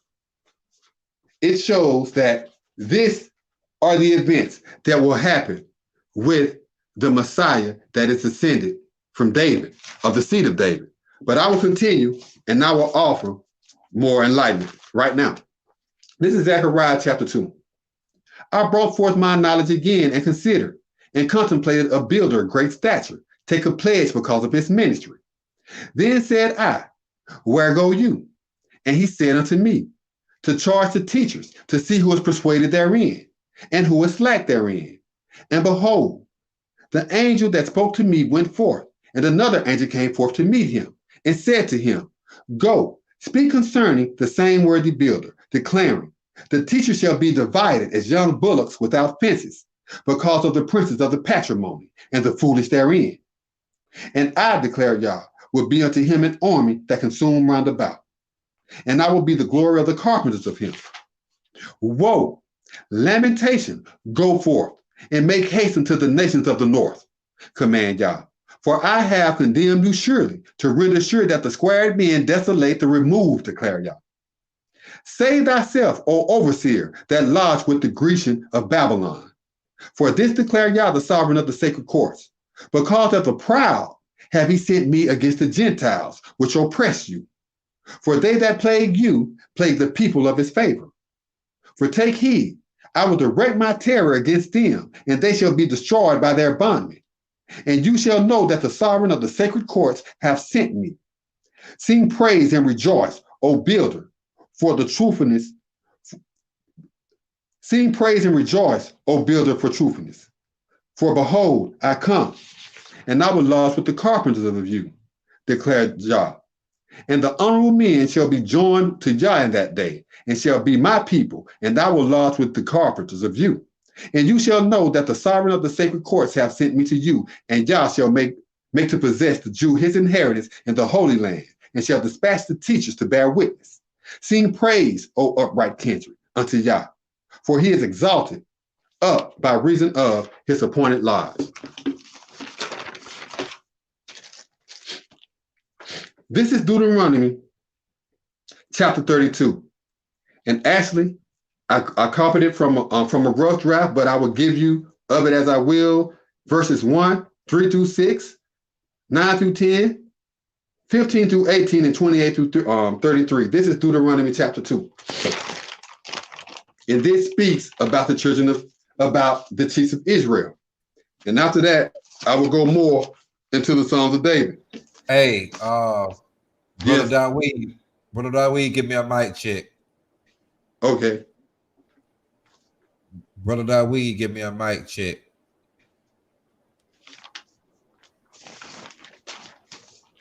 All right, just go ahead and continue. He might come on in, but yeah, go ahead and continue. Okay, bro, I will. I'm just trying to look for some meantime in between time, really to mark the distinctions. But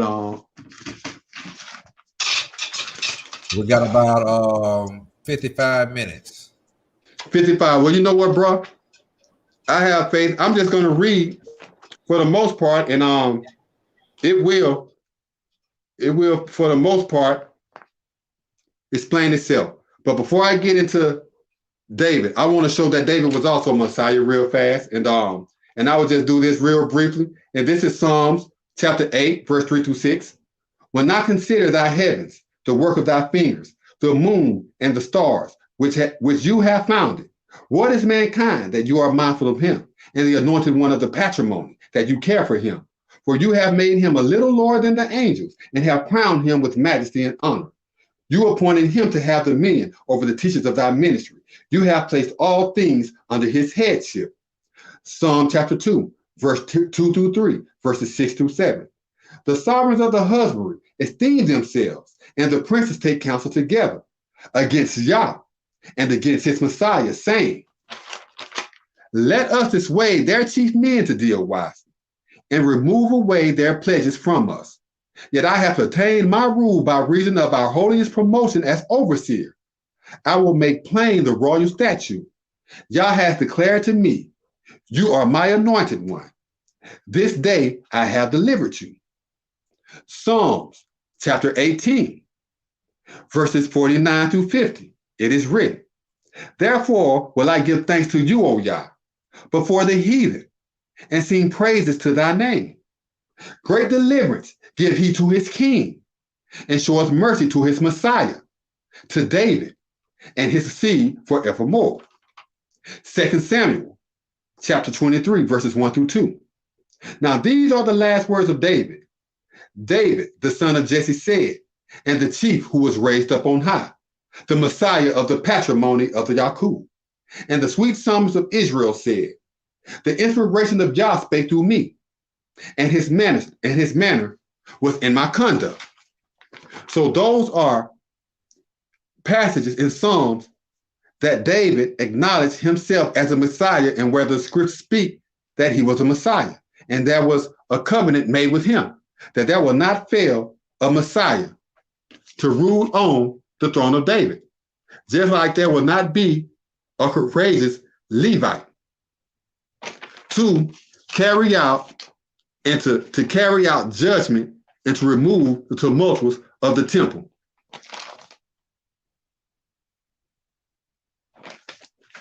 Okay, now what I would like to come with now before I get into it is David, because a lot of the scriptures of the prophets talks about prisons and going into the prisons and releasing the captives and letting them go free.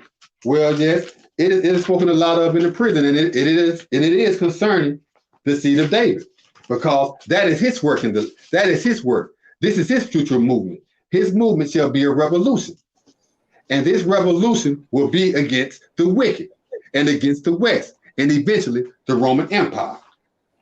Mic check. Dawid, mic check, Dawid. I can't hear him if he's talking. Go ahead, Brother YISRAYL. Okay. This is Deuteronomy chapter 32 in portions. 1, 3 through 6, 9 through 10, 15 through 18, 28 through 33. Give in near, O you honorable men, and I will teach. And listen, O husbandry, the oracles of my word, because I will preach the work of Yah. Ascribe you greatness to our sovereign. He is a defense. His work is perfect. For all his customs are mandated. A sovereign of truth and without mischief. That which is altogether just and righteous is he. They have ruined themselves. Their stain is not the stain of his worthy. They are a perverse and proud generation. Do you in like manner serve Yah, O foolish chiefs and unwise? Is not he thy founder that have redeemed you? Did he not charge you and establish you? For Yah's inheritance is his tribes. The restraint is a covering for his patrimony. He delivered him from the desolate husband and from the ruined howling prisons. He guided him about. He taught him. He selected him as the anointed one for us. But Israel more and more acted proudly and trampled down. You altogether spread terror. You have grown hardened. You are clothed with the best.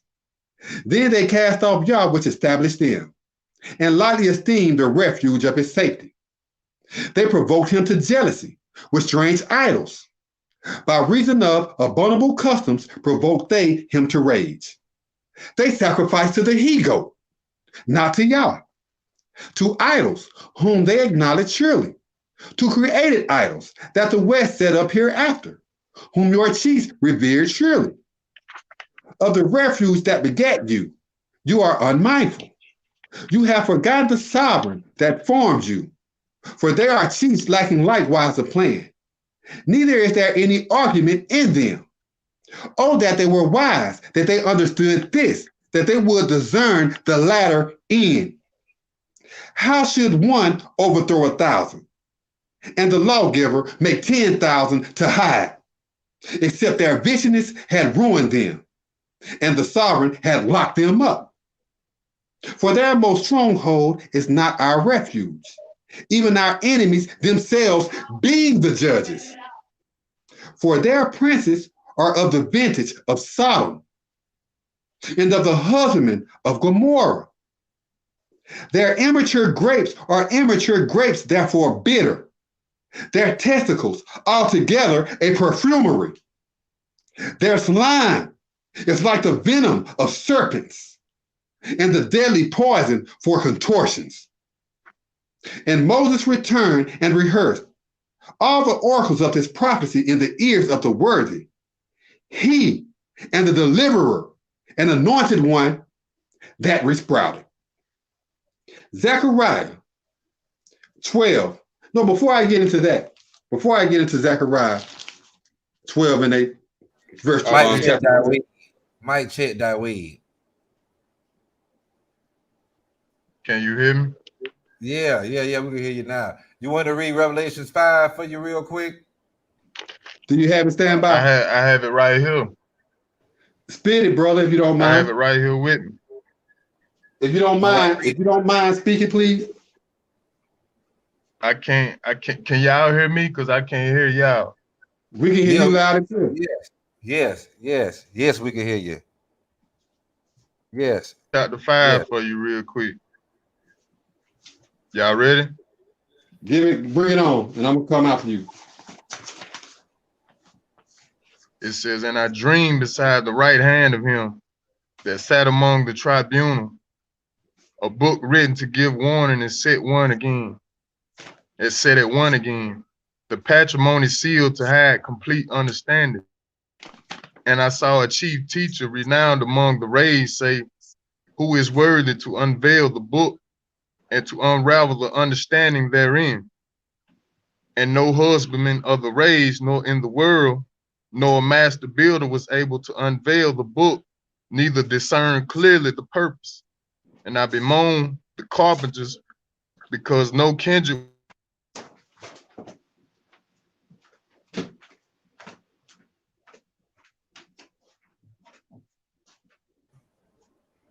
Dawid went out. Salakia, Dawid having technical issues. Oh, there you go. Dawid, give me a mic check. Mic check. Mic check. Okay. I'm here, my brother. I'm back. All right, go ahead, Dawid.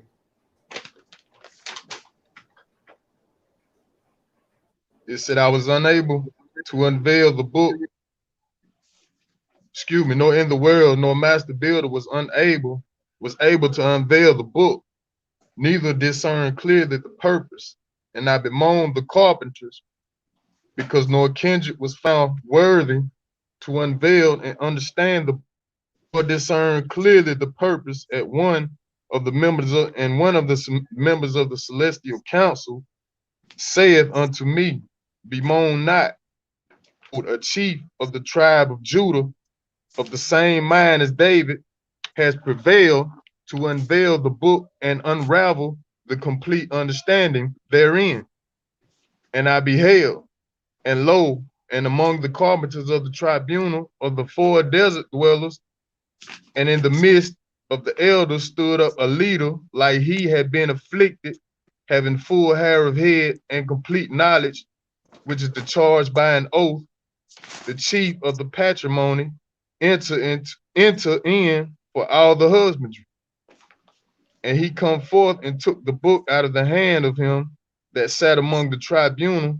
And when he had translated the book, the 4 desert dwellers and 24 elders rose up and prostrated in homage to Yah, with the leaders having every one of them harps and golden cups full of the fragrant powder burnt in religious service, in order that they make supplication for the saints.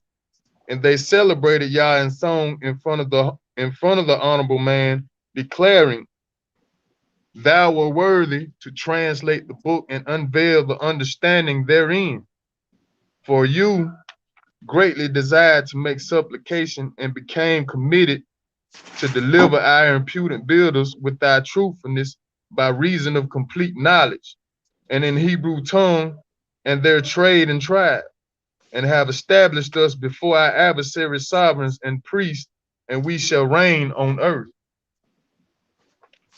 Now, listen to what it just said. And this was the chief of Judah who translated the book. Now again, in Psalms chapter 110, just like in the book of Revelations, it speaks of a chief of the same mind as David from the tribe of Judah who translated a book and gathered together the elders and all the honorable men together.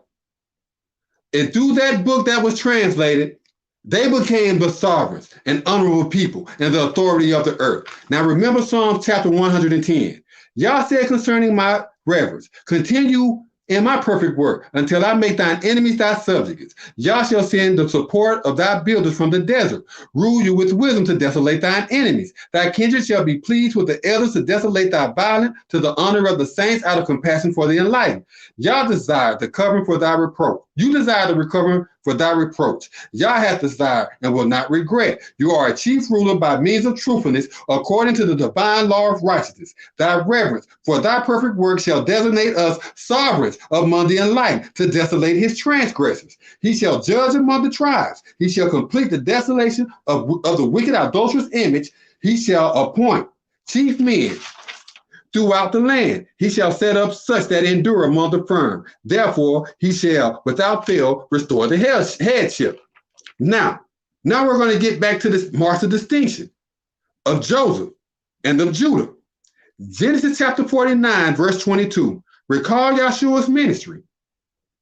Recall Moses' ministry. Recall Abraham. Recall David. And listen to this. Again, Genesis 49, verses 22 through 26. Joseph is a fruitful builder, the righteous seed afflicted in prison, whose work travel among the masons. The master carpenters that are discontented vexed him and rose up against him and hated him. But his strength endured among the unrighteous, and the strength of his ministry is established to continue by the ordinance of the noble patrimony of Yaqub. From this shall be the builder that have power as a prince. And we just seen this reflected where David himself said, Yah hath desired, you will not regret. You are a chief ruler by means of truthfulness according to the divine law of righteousness. This is what's mentioned in Genesis chapter 49. It is a mark of messiahship. All builders of Joseph are marks of messiahship, and I will continue. The just among the chiefs of thy patrimony, who shall help you, and by the Almighty, who shall bless you with the blessings of heaven above, blessings of the exceeding deep things that the large hide, like the homosexuality and the witchcraft. Blessings herein to prophesy, and hereby have compassion. The blessings of thy patrimony have dominion over the nobles, and the blessings of my progenitors, according to the infinite order of an ancient promotion. They shall be committed to the chief man of Joseph, and on the diadem of the head of him that was separated from amongst his kindred. Wasn't Abraham separated from amongst his kindred when he called out, as well as Joseph in prison? Moses, wasn't he separated from his family and had to come back? Wasn't Yahshua separated from his family when he took that law of the Nazarite and was separated from his family, and his bond separated him from his family? And did he come against the wicked? Did his work travel? Genesis chapter 49, verse 8 through 12. Judah, you are he whom thy kindred shall revere. Thy ministry shall be for the redeemed of thine builders. Thy patrimony's kindred shall bow down before you. Judah is committed to purge the assemble. From among the advanced, my son, you are exalted up. He subdued the pervert. He prostrated himself to make atonement, and he overthrew violence. Who shall rise up against him hereafter? Correction shall not depart from Judah, nor a lawgiver from among his chief men, until the Messiah appear. And unto him shall the gathering together of the patrimony be accomplished. Then the chief of Judah in Revelation 5 gather together the elders and the sovereign of his patrimony. Then Yahshua gather together and assemble the elders and the sovereign of his patrimony for his cause, to hear his oracles. Did he not? Yes, he did. Yes, they did. Abraham did too. I discussed that in the podcast when he engraved for the elders in the hill country. There is a mark of distinction, and this is it. His knowledge shall be brilliant in conjunction with banqueting, and his word pure among the steadfast. Now, Psalms 108, verse 7 through 13. Yah has declared concerning his holy portion, we will rejoice. I will give consent and mete out the inheritance of Sukkoth, 3 places in Palestine. Gilead is mine. Manasseh is mine. Fruitfulness also is the strength of my chief man. Judah is my lawgiver. The chief is like a cauldron to lave. About Edom will I spread out my shut up. Against Palestine will I triumph. Who will pardon me from the violent place? Who will lead me into Edom? Will not you, O Yah, who have dispersed us hereafter? And will not you, O Yah, begin a deliverance for our worthy? Grant us a pardon from the evildoer, for ruin is the aid of a Levite. By reason of Yah, we shall perform valiantly. For he it is that shall tread down our enemies. Also, I might as well read this also. Jeremiah 49, 34 through 38. An oracle of Yah that came to a Yah-inspired man against the hidden in the beginning of the rule of a righteous sovereign of the Jews, avouching, this declare Yah, the sovereign of the sacred courts. Take heed, I will discomfit that cast down that high self, to take captive likewise their chief. And against the dissembler will I pardon the squared minds out of the sprawling recesses of the astrologer. And I will disperse them against those regions. And there shall be no community. There shall be no community where the outcast of the dissembler shall not go. For I will cause the dissembler to be bewildered in their distress, and before them that ask their congregation.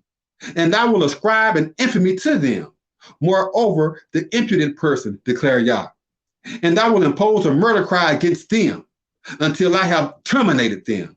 And I will lay for a foundation my judgment seat against the dissembler, and will cast down from therein the sovereign and the wealthy, declare Yah.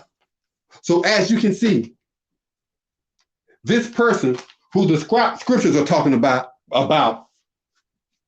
he's not coming into heaven with, angels to help him. Yah is his help. The word of Yah is his help. That is all he needs. All he needs is his ministry and 2 upright witnesses, because all it takes is 2 witnesses. All it takes is 2 to say, yes, they commit homosexual in their lodges. Yes, they bow down to idols.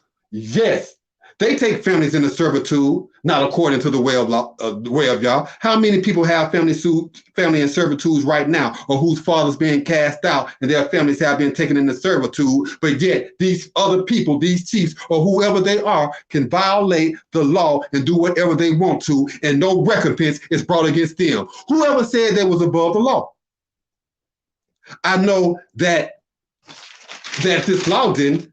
As a matter of fact, it says that the person that do act proud, whether he be young in the husbandry or a chief respected, and we have established that the chiefs are sovereigns, princes, priests, and sovereigns. The same blaspheme Yah, and that person shall be cut off from among his kindred, because he has despised the word of Yah and have broken his commandment. That person shall be utterly cut off. His iniquity shall be upon him. Now, these chiefs have been preaching Yahshua, the son of David, coming back, but Yahshua was a Levite. He was in that temple for a reason, because he was a Levite, because of the ordinary everlasting covenant made with Levi and the priesthood. So how can Yahshua the Levite come back and set up a millennial reign? Well, what about this chief of Judah? What is he supposed to be doing? You see what I mean? There's a country that when you break down and just use the truth, the word of Yah, it will all make sense. He didn't die on the cross. But these people running around here believing, and you have to believe according to their doctrine, that salvation comes through Jesus of Yahshua. And they believe, well, Yahshua said, greater works you will do than I, because I go to my Father. Well, where are your works? If you say he raised people from the dead, why aren't you raising people from the dead? If he was healing actual lame people with lame feet, why aren't you in hospitals or in wherever, nursing homes, healing people, if all you need is a grain of mustard seed to believe? Your belief in him is part of your salvation. But I know in Isaiah, Yah say, I am Yah, and beside me, there is no Savior. That is what the prophet said.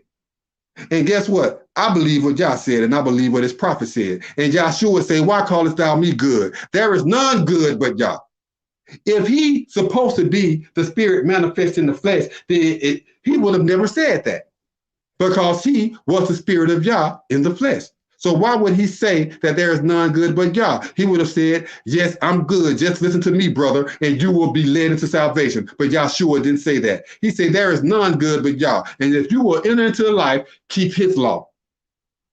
That is what Yahshua said. And the husband that will act proud, this is Deuteronomy chapter 17, 12 to 13, and will not be obedient to the chief ruler that stands to minister there, according to Yah thy sovereign. What is according to Yah thy sovereign? According to the law, the doctrine of the law. If they speak in anything other than that, they are a liar and the truth is not in them. That is what the scriptures say. Isaiah chapter 42, verses 1 through 17. Take heed, my husband, who I sustain, mine elect, in whom myself is well pleased. I have placed my divine intellect within him. He shall bring forth reason unto the foreign nations. He shall not yell nor yield hereafter, nor cause his fame to be published concerning the decree. The oppressed recover shall he of a truth enlighten, and feeble degeneracy shall he destroy.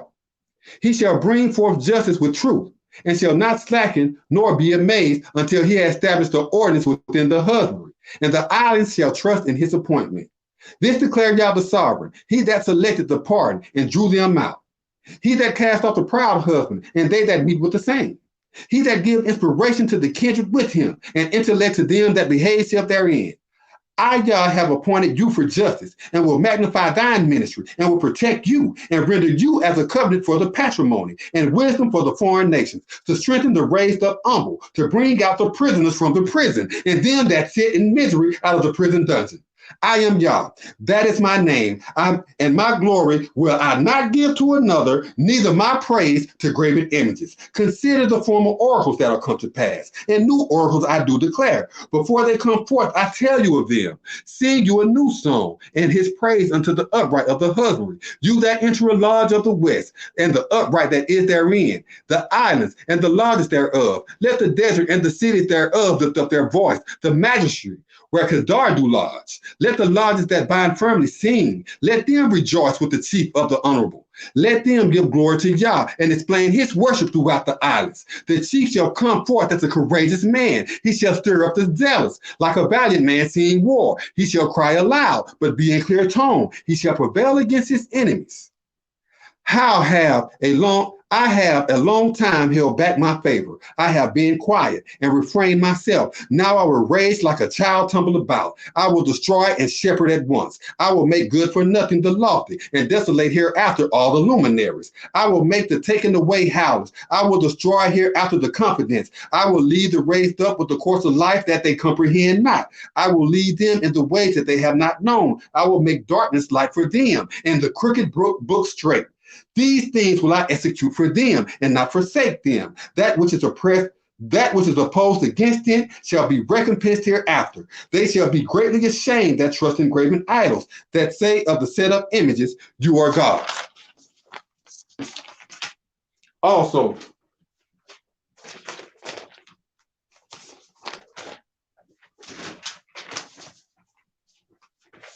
I'm going to start reciting from Revelation chapter 6. Well, not yet. Let me say this, and this is on behalf of my prisoners, my brothers that still confined. I love y'all.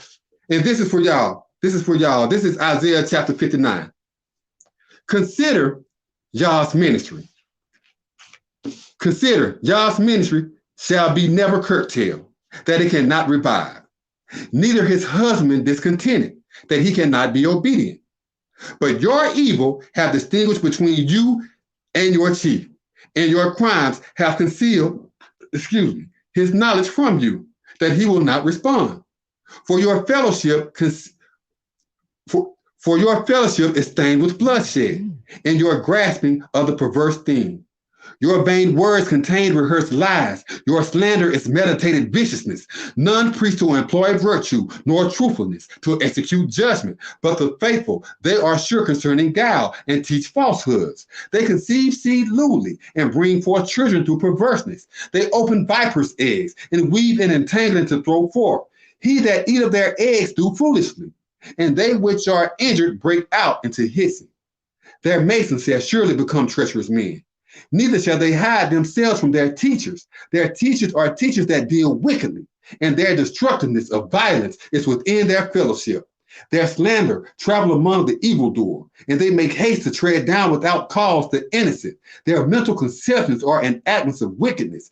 Robbery and corruption are amongst their raised up. The course of life of the friendly they consider not, and there is no judicial sentence against their company. They have walled around them fraudulent raised up. Whosoever trifle with them shall never acknowledge the proclamation. Therefore is justice far from us, neither do righteous acts attain to us. We trust in wisdom, but approve withholding light and warning, but we turn aside to wickedness. We search for a God to perfect the masters, but we search as if we have no knowledge. We falter by reason of light as with ignorance. We are in decayed prisons to render sure disgraced men. We are violently agitated to use figurative language, to move slowly. We trample about proudly spoken like wine bibbers. We wait patiently for justice, but there is none, for help, but they are kept far from us. By that, our trespasses are continued before you. Our rebellions testify concerning us. By that, our revolts are committed against us. And as our mischiefs, we acknowledge them. to be brutish among our adversary, thinking extortion and crime, conceiving and imagining in the mind the works of treachery. The just is surrounded by calamity, and justice remain very far off, for the covenant is ceased from among the lawgiver, the covenant that is keeping the law. The upright that in uprightness cannot prosper. Moreover, fidelity disappoint, and he that withdraw from the evildoer offer himself a prey. And Yah considered it, and it displeased him, and there was none to execute judgment. And he considered there was no anointed one, an omen that there was of a truth an intercessor. Therefore, his help brought liberty unto him, and his justice it established him. For he put in execution by all means that which is altogether just to make provision to free, and rounded the sheep to be free, according to his chief man. And he put in execution by all means the judgments of the avenger against the transgressor, and was filled with zeal as much as sympathy. According to their iniquity at once, he will recompense, feels wrath unto his opponents, a strike against his enemies. For the lamentations, he will make amends certainly. Afterwards, they shall revere the command of the elder in the west, and his purge by reason of the enemies of the illuminator. Afterward, distress shall settle in to establish the inheritance. The region of the chief man shall lift up a standard with him, and the revenger shall go unto the overseer, and after them that turn away from sin among the restrained, to declare Yah. As for me, this is my covenant with them, declare Yah. My divine intellect that is in you, and my oracles, which I have rendered through thy word, shall not depart from among thy initiate, nor from among the initiate of thy seed, from among the initiate of thy seed, command Yah, from henceforth and for forever. Now, what I'm really looking for, and I hope this is it. I really hope this is it. Yeah, this is it. I'm going to share to you with some oracles. And because of such, I'm going back now. This is Zechariah 12, 1 and 8. And I want to show you how all the books of the prophets just add up when it's talking about the judgments. A prophecy for an oracle of Yisrael, the spoken of chief, which prostrated for the raised up, and restored the foundation of the husbandry, and determined to destroy the desolate against him. Consider, I will make the teachers hold together one to another, trembling before the assemblage round about, when they shall be in distress, both concerning the works and the repay. But before that time, I will make the teachers a burdensome weight for all the families. All that doom themselves because of it shall become servants by the decrees, though all the desperate families altogether gather together against those. At that time, declare Yah, I will disband every driver in ruin, his rider with rage, and I will open my knowledge in the tablets for death, and I will disband every driver of the chiefs as blind men, and the chief that give thanks and the chieftains that give thanks shall think in their mind. The largest of the teachers shall be committed my help for the sovereign of the sacred courts, their sovereign. For that day I will make the chieftains of Judah like unto a furnace, to desolate the strength of the carpenters, and like unto the families round about, because of the sure ministry, to set at one again the largest. And the teachers shall be lodged again with their own families, even in Jerusalem. The chief also shall observe the largest of Judah first, that the honor of the families of David and the honor of the largest of the teacher do not magnify themselves before Judah. On this day shall Yah exalt the largest of the teacher, and he that was slack among them before that process of time shall become committed to establish David. And the chiefs of David shall stand out to provide refuge, to confirm the messenger of Yah amongst them. Also,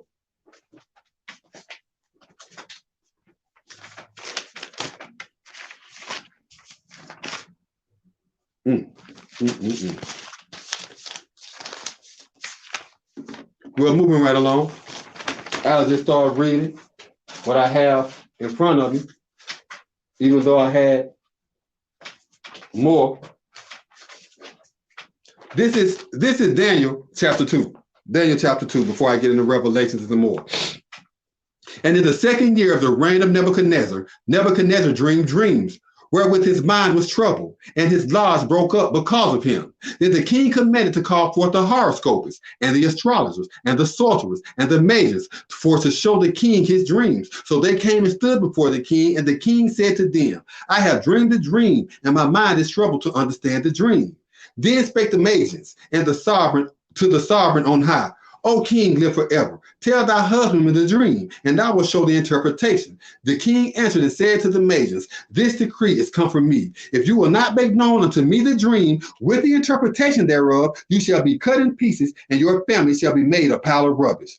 But if you show the dream and the interpretation thereof, you shall receive of me gifts and rewards and great honor. Therefore, show me the dream and the interpretation thereof. They spoke again and said, let the king tell his husband the dream, and we will show the interpretation of it. The king answered and said, I know of a certainty that you would buy time, because you respect the decree that hath come from me. But if you will not make known unto me the dream, there is but one judgment for you have prepared untruth and marred counsel to speak unto me, until the appointed time be passed on. Therefore tell me the dream, and I will make known to you that you can show me the interpretation thereof.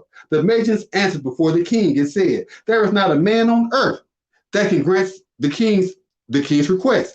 Also, there is no sovereign, master, nor magistrate that asks such request of any horoscopist or astrologer or maiden. Moreover, it is a rare request that the king asks, and there is none other that can grant it to the king except the angels, whose dwelling is not with mankind. For this cause the king was troubled and very furious, and commanded to put to death all the wise men of Babylon. And the decree went forth that the wise men should be put to death, and they sought out Daniel and his companions to be put to death. And Daniel spoke of the decree and the judgment to Arioch, and the captain of the king's guard, which had come forth to put to death the wise men of Babylon. And he questioned and said to Arioch, the king's praise are his. And he spoke in answer to Arioch, the king's captain. Why is the decree so severe from the king? Then Arioch made the matter known to Daniel. Then Daniel went in and desired of the king that he would give him time, and that he would show the king the interpretation. Then Daniel went among his builders and made the matter known to Hananiah, Mishael, and Azariah, his companions, that they would earnestly make supplication of the sovereign of the race concerning this mystery, that Daniel and his companions should not perish by reason of the punishment of the wise men of Babylon. Then was the mystery revealed unto Daniel in the night dream. Then Daniel blessed the sovereign of the race. Daniel spoke and declared, blessed be the work of Yah forever and ever, and wisdom and praise are his. And he disposed of the incurable and to cast out, and admonished sovereigns and disposed of the sovereigns. He bestowed wisdom unto the virtuous, and understanding to them that can discern and deal prudently. He discloses the exceeding deep thing and secret oracles. That's going back to the lodge of Joseph, knowing about the exceedingly deep things of the law tied. It all ties in. He bestowed wisdom unto the virtuous, and understanding to them that can discern to deal prudently. He discloses the exceeding deep thing and secret oracles. He knows what is in concealment. And wisdom begins with him. I thank you and praise you, O sovereign of my forefathers, who have given me understanding and virtue, and have made known unto me now what we desired of you. For you have made known to us the king's matter. Therefore Daniel went in unto Arioch, whom the king had appointed to put to death all the wise men of Babylon. He approached and said this to him, destroy not the wise men. And he said, destroy not the wise men of Babylon. Bring me in before the king, and I will give unto the king the interpretation. Then Arioch brought in Daniel before the king in haste, and said this to him, I have brought forth the builder of the captains of the Jews, that will make known unto the king the interpretation. The king spoke and said to Daniel, whose surname was Belteshazzar, are you able to make known unto me the dream which I have had and the interpretation thereof? Daniel answered in the presence of the king and said, the mystery which the king hath spoken of cannot the wise man, the astrologers, the magicians, the sorcerers show unto the king, but there exists a sovereign of the race that discloses mysteries, and have made known to the king Nebuchadnezzar what shall be concerning the future times of his dream, of thy dream, and the revelations of thy principality in thy sleep are these. As for you, O king, thy enactments came into thy mind, and thy sleep, what should have come to pass hereafter. And he discloses mysteries, and he that discloses mysteries makes known to you what shall pass. As for me, the mystery is not revealed to me by any means of wisdom that I have more than the word of restored to life. But for their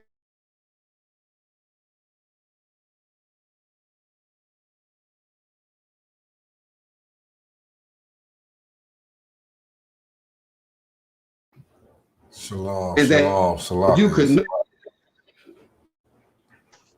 What's up, my brother?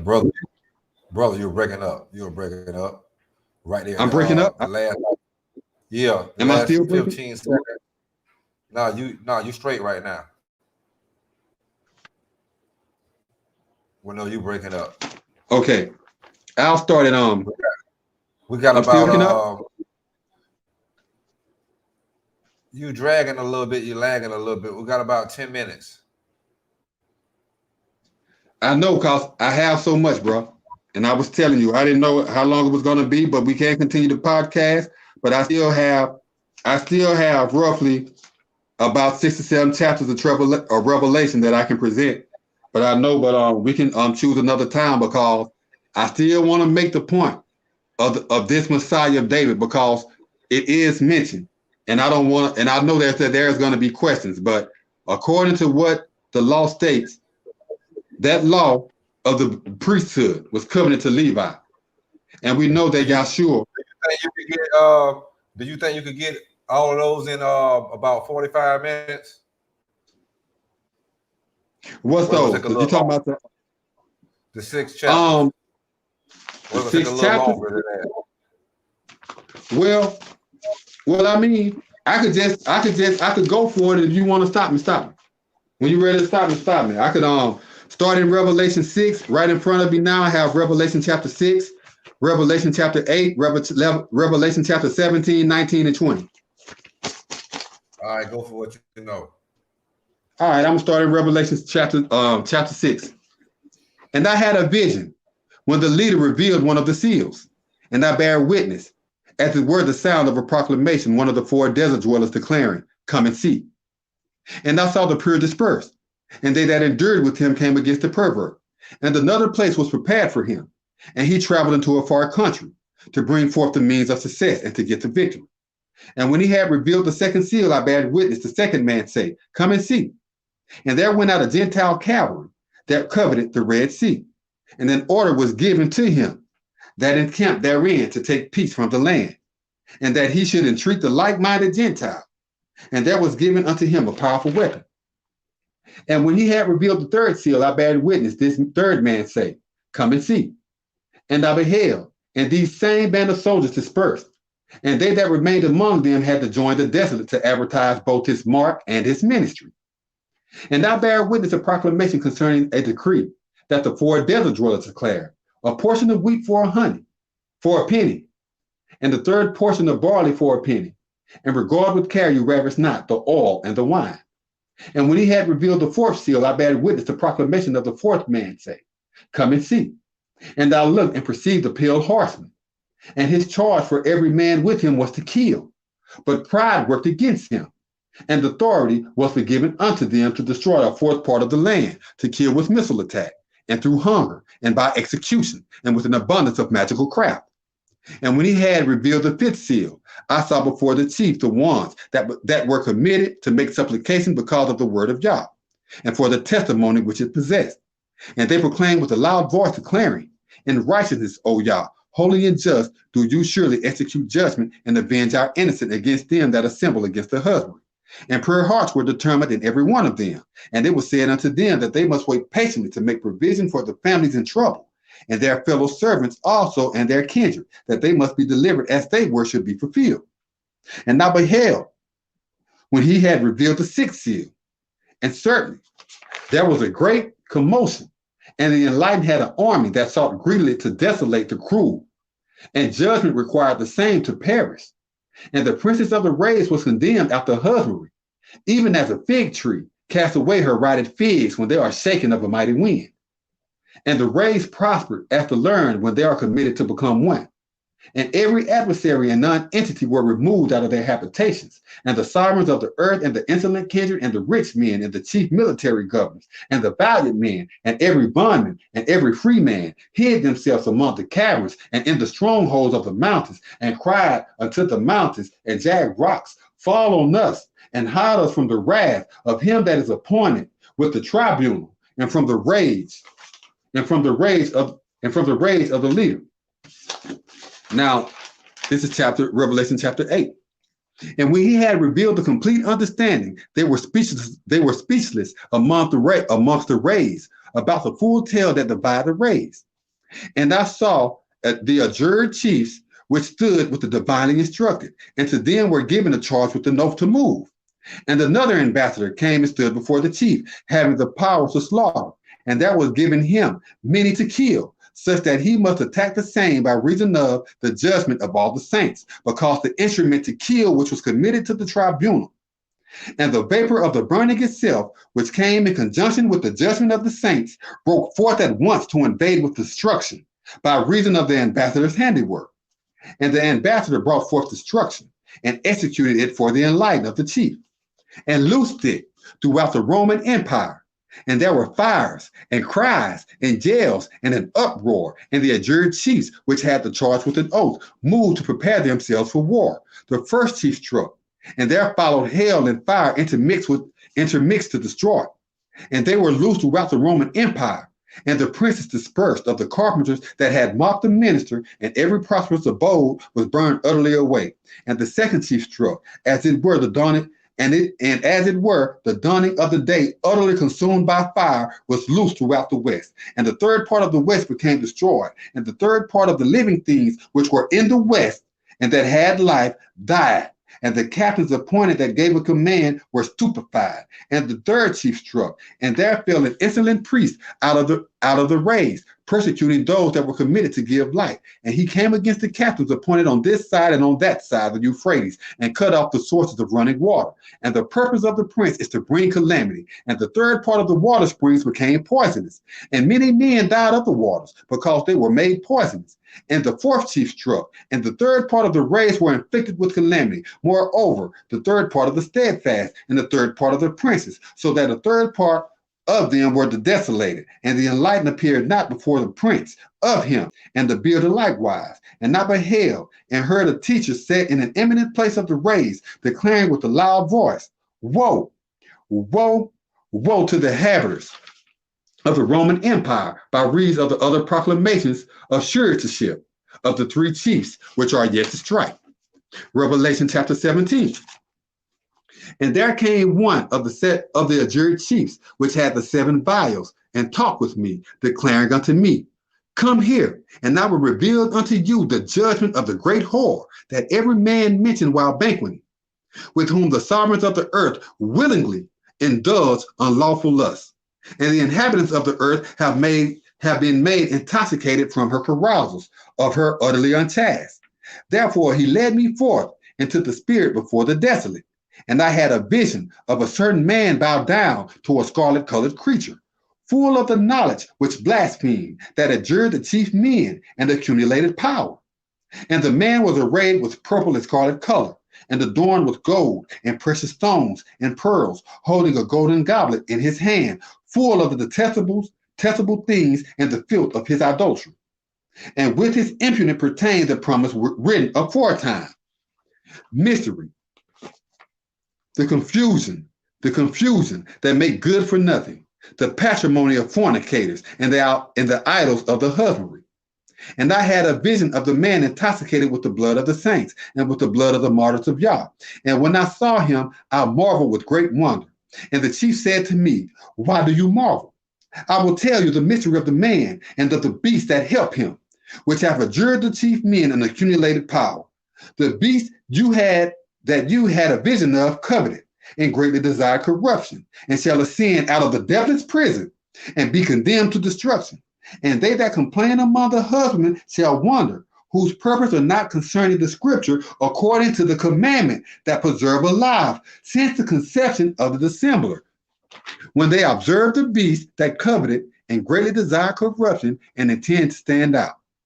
And here is the mind of which have wisdom. The adjured chief men are sworn to yield on whatsoever the man advised. And the same men are the adjured sovereigns. 5 shall be cast down and forsaken altogether, and the rest shall be consumed during the defeat. And when they fall, they must adhere to his purpose. And the beast that coveted and greatly desired corruption, in like manner he shall have judgment, and fall as the 7th, and be condemned to destruction. And the accumulated power which you perceive are rich sovereigns, which have helped no realm as yet, but acquire power as sovereigns to fulfill the desire of the beast. They have one purpose, and shall give their forces and substance to the beast. These shall make war with the leader, and the leader shall defeat them. For he is the chief of the princes, and the foundation of the sovereigns. And they that are with him are determined, and tried, and faithful. And he said to me, the carousals which you beheld, where the whore sits, have peoples, and tumults, and Gentiles, and evil speakers, and the rich powers which you beheld with the beast, they shall detest the whore, and shall leave her destroyed, and disregarded, and shall render clear her destruction, and sacrifice her to the enlightened. For the adversary has purpose in their minds to fulfill his will, and to agree and to offer their rule unto the beast, until the oracles of the chief shall be fulfilled. And the man which you beheld is the same wicked magistrate which ruled over the sovereigns of the Roman Empire. And that's the Pope. That's the Pope. The first podcast I made mention of the fallen coming out of the pit. Revelation chapter 19. And these things I bear witness. After these things I bear witness a great proclamation of the remaining kindred of the raised, declaring, praise you, Yah, salvation and glory and honor and majesty unto Yah our sovereign. For true and righteous are his judgments, for he hath judged the great whore which did corrupt the husbandry with her adultery, and hath avenged the death of his husband by her handiwork. And again they declare, praise you, Yah. And her fumes rose up to mark whatsoever remaineth, and glittered from afar. And the 24 elders and the 4 desert dwellers fell down and revered the chief that sat with the tribunal, declaring, so be it, praise you, Yah. And the proclamation came from the tribunal, declaring, praise our sovereign, all you his husband, and you that reverence him, both ignoble and noble. And I bear witness, as it were the noise of a great assemblage, and as the noise of much banqueting, and as the sound of a great proclamation, declaring, praise Yah, for Yah the Almighty, sovereign reigneth. Let us be glad and rejoice, and give honor to him. For the rage of the leader is come to pass, and his husband have established themselves leaders of the people. And to these was committed the charge that they would be of one mind to refine the collection, the upright and the pure. For the refined collection is the just that makes supplication. And he said unto me, right, blessed are they which are gathered to celebrate the feast of the raised. And he said unto me, these are the faithful oracles of Yah. And I prostrated at his feet to revere him. And he said to me, take heed you do not do it. I am thy fellow servant, and of thy kindred that acknowledge the precepts of Yah. Worship Yah, for the testimony of Yah is the divine inspiration herein to prophesy. And I saw the raised divided, and beheld the pure dispersed. And they that endured with him was determined faithful and just. And in righteousness they do execute judgment and make war. His knowledge is as a beacon for the enlightened. And on his head was a glorious crown. And he had the charge to set it one against the scripture, that no man discerned clearly, but he himself. That's Revelation chapter 5 again. And he became driven with the dispersed to destroy both the perverse kindred and the bloodthirsty. And his charge is to proclaim the oracles of Yah. And the virtuous, which were of the race, joined him to recover the pure dispersed, of one mind to refine the collection, the pure and the upright. At his command proceeded to decree to destroy, that through it they should destroy the Gentiles, and they shall prevail against them with the support of iron implements, and the same break the presses of the discontented and transgressors of Almighty Yah. And he has upon his mantle and against his body an honor inscribed, the foundation of the sovereigns, and chief of princes. And I saw a teacher standing among the enlightened, and he announced with a loud proclamation, saying to all the ravenous birds that fly in the midst of the sky, and come together, come and gather yourselves together unto the feast of the great adversary, that you may consume the flesh of sovereigns, and the flesh of captains, and the flesh of valiant men, and the flesh of horsemen, and of them that committed with them, and the flesh of many people, both free and bond, both ignoble and noble. And I saw the beast and the sovereigns of the Roman Empire and their army gathered together to make war against him that was appointed to the dispersed, and against his army. And the man was captured, and with him the false prophet that devised wondrous works with him, with which they deceived them that had accepted the charge of the beast, and them that revered his prefect. These both fell prostrate without any delay before the virtues of the enlightened, inflamed with sulfur. Remember in Revelation chapter 9, when these fallen angels arise out of the abyss, they will be possessing everyone who is not under the original covenant, who is not under that law, who is not under the protection. And that's why they are inflamed with sulfur. They are consumed from within inside. And the rest were destroyed with the desolate of him that was appointed to the dispersed, whose judicial punishment proceeded by his command. And many ravenous birds were filled with their flesh. Revelation chapter 20. And I had a vision of a chief come forth from among the raised horns to shut up the desolate that walk the world of the dead, and the powerful enchantment for his purpose. And he without fail imprisoned hereby the dragon, that first enchanter, which is the devil and the adversary, and instructed him to cast together the perverts, and cast them into the deathless prison, and shut them up, and took understanding from them, that they should not deceive the patrimony no more, so that the families forevermore should greatly desire to advance. And by reason of that, they in no wise shall be cast off to rise against the solemn assembly. And I beheld seats, and them that sat upon them, and judgment was given to them. And I perceived the desire of them that were committed to put away every impudent builder of Yah, and employ the commandment of Yah, and which had not worshipped the beast, neither his prefect, neither had taken up his work with their impudent, or of their ministry. And they lived and reigned with Messiah to teach the steadfast. And the rest of the person behaved as citizens as long as the teachers that teach the steadfast were upright. These are committed to fulfill the covenant. Blessed and righteous are they that have inheritance according to the original covenant. Against such the former calamity have no victory. But they shall be priests of the patrimony and of the Messiah, and shall reign with him to teach the steadfast.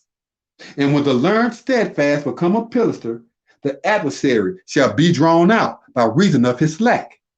And he shall set out to delude the tribes which are in the four quarters of the Roman Empire, the opponents of the Messiah and the anti-Messianic party, to gather them together for warfare, to condemn the desolate, whom shall be as the perverted of the west. And they came forth with the deluded and of the husbandry, and with an army to lay waste the saints about.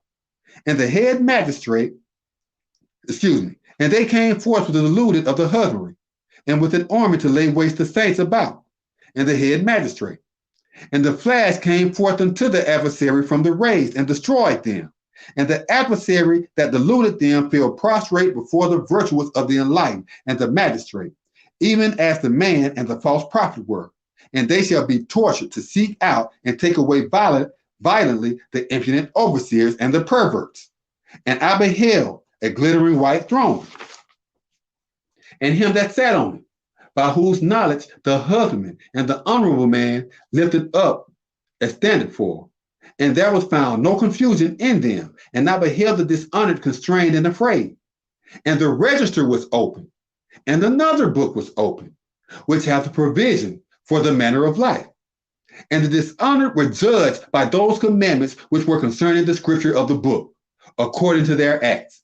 And the friend devised to deliver up the dishonored with him. And the necromancer of the proud without fail delivered up the honored which were with them. and they were judged, every man according to their acts. And the necromancer and the proud fell prostrate before the virtuous of the enlightened. They shall be afterwards put to death. And whosoever was not examined intimately concerning the scripture according to the commandments that give life fell prostrate before the virtuous of the enlightened. That was Revelation chapter 20. I also have, how much time do I have? Depending on much time, I'll spit it.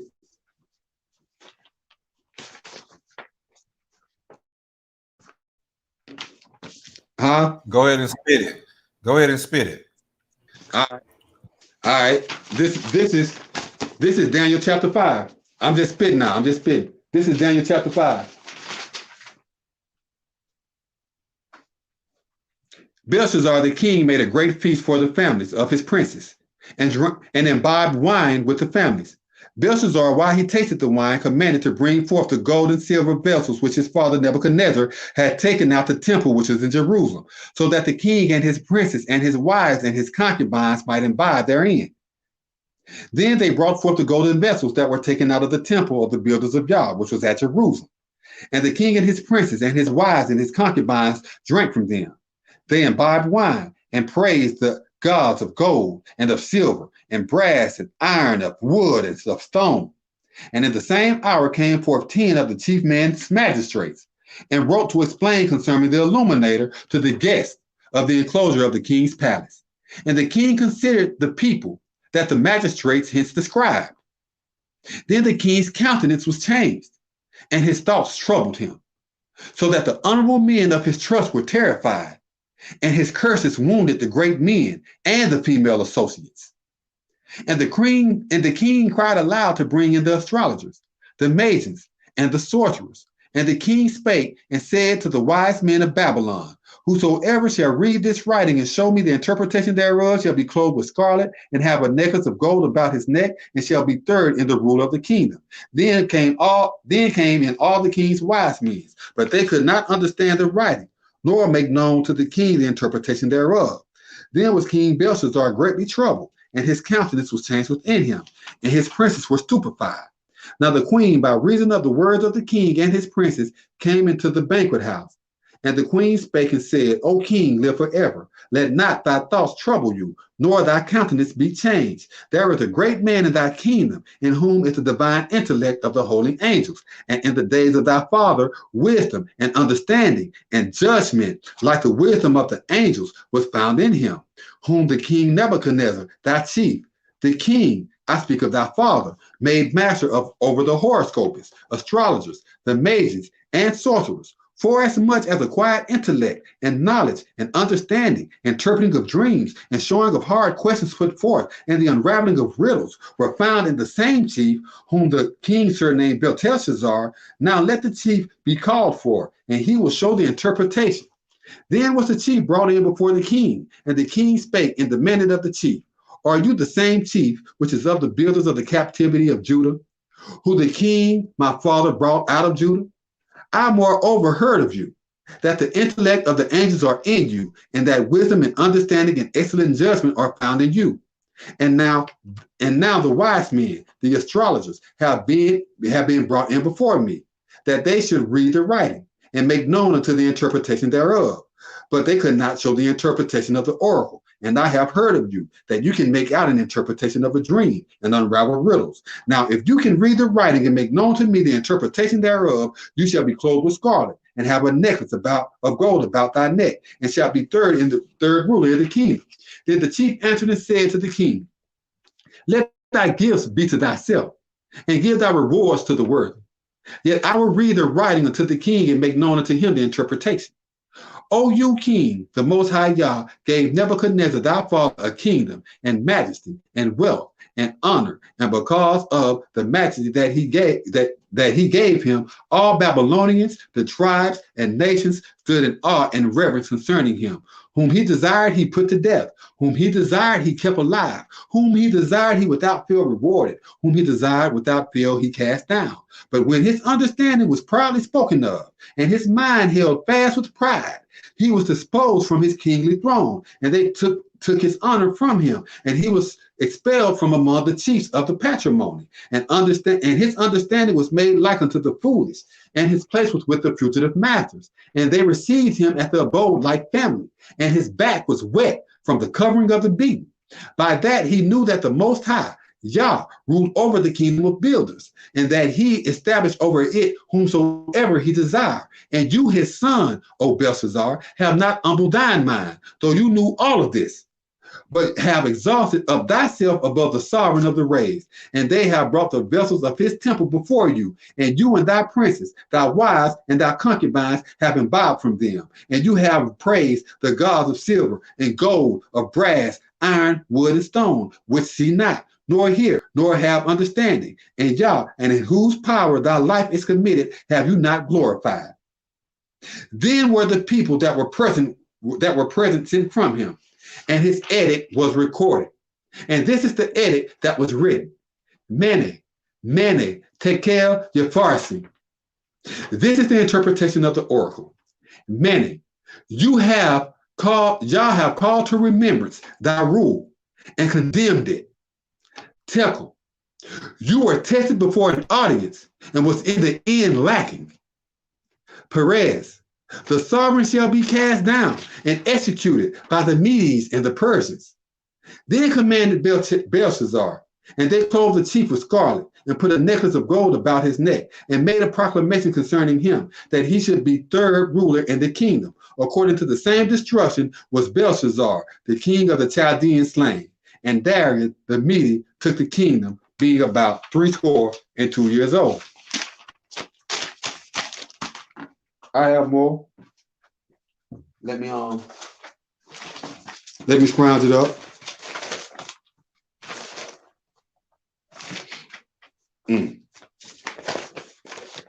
Could do that.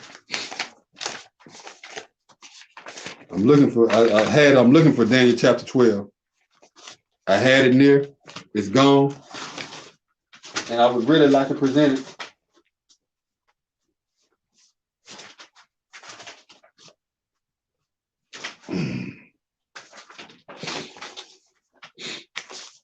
Well, the version right here, I would like to give a little law, and probably this law can help some of you brothers that's probably be out there in this trade, because remember, nobody is above the law. And if there can be found at least 2 honorable men amongst you and your families are in trouble, then these laws can help you. And I'll just start with what I started yesterday, and I'll repeat these and continue. If there be found with you among any of thy drawn out, which Yah thy sovereign assigned you, a chief, and we know that a chief is a sovereign prince, prophet, or a husband. Prophet or a priest, chief or a husband, that has put in execution a heinous crime against the humble of Yah thy sovereign by breaking his covenant. Breaking his covenant, that means violating his law, allowing homosexuality to go on in your lodges, or worshiping idols, or calling on any other name besides Yah, lying, stealing, anything commanded in the covenant. By breaking his covenant, and have deviated and served strange deities, and worshiped them, either the sun or a moon or any of the luminaries of the astrologers, whatsoever I have not commanded, and it be told you, and you have heard tell of it, and inspected diligently.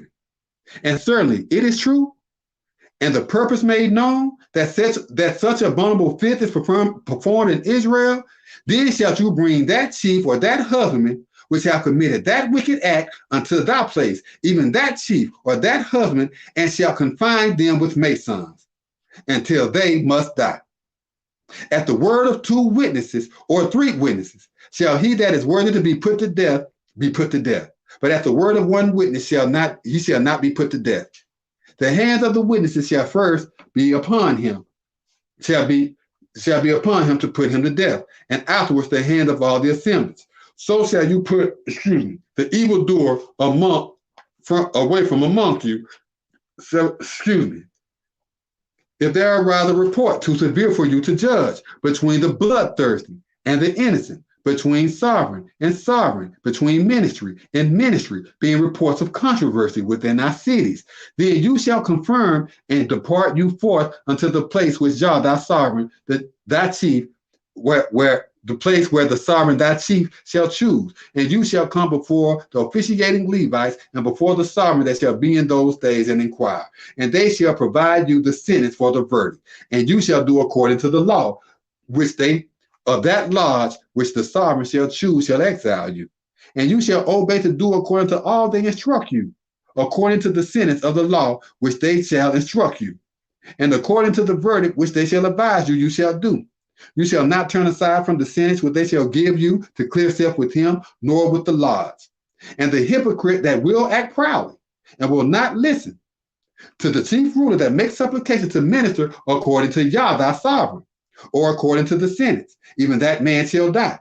And you shall cast out hereafter the evildoer from Israel, and all the kindred shall be obedient and revere and act no more proudly. Now, moral law.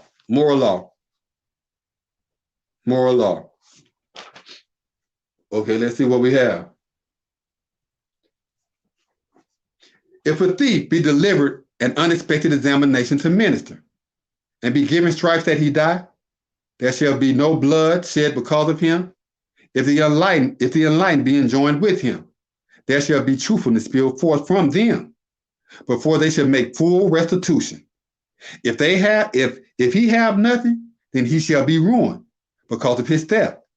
If the theft be certainly found in his custody alive, whether it be a governor or a chief or a shepherd, he shall restore double.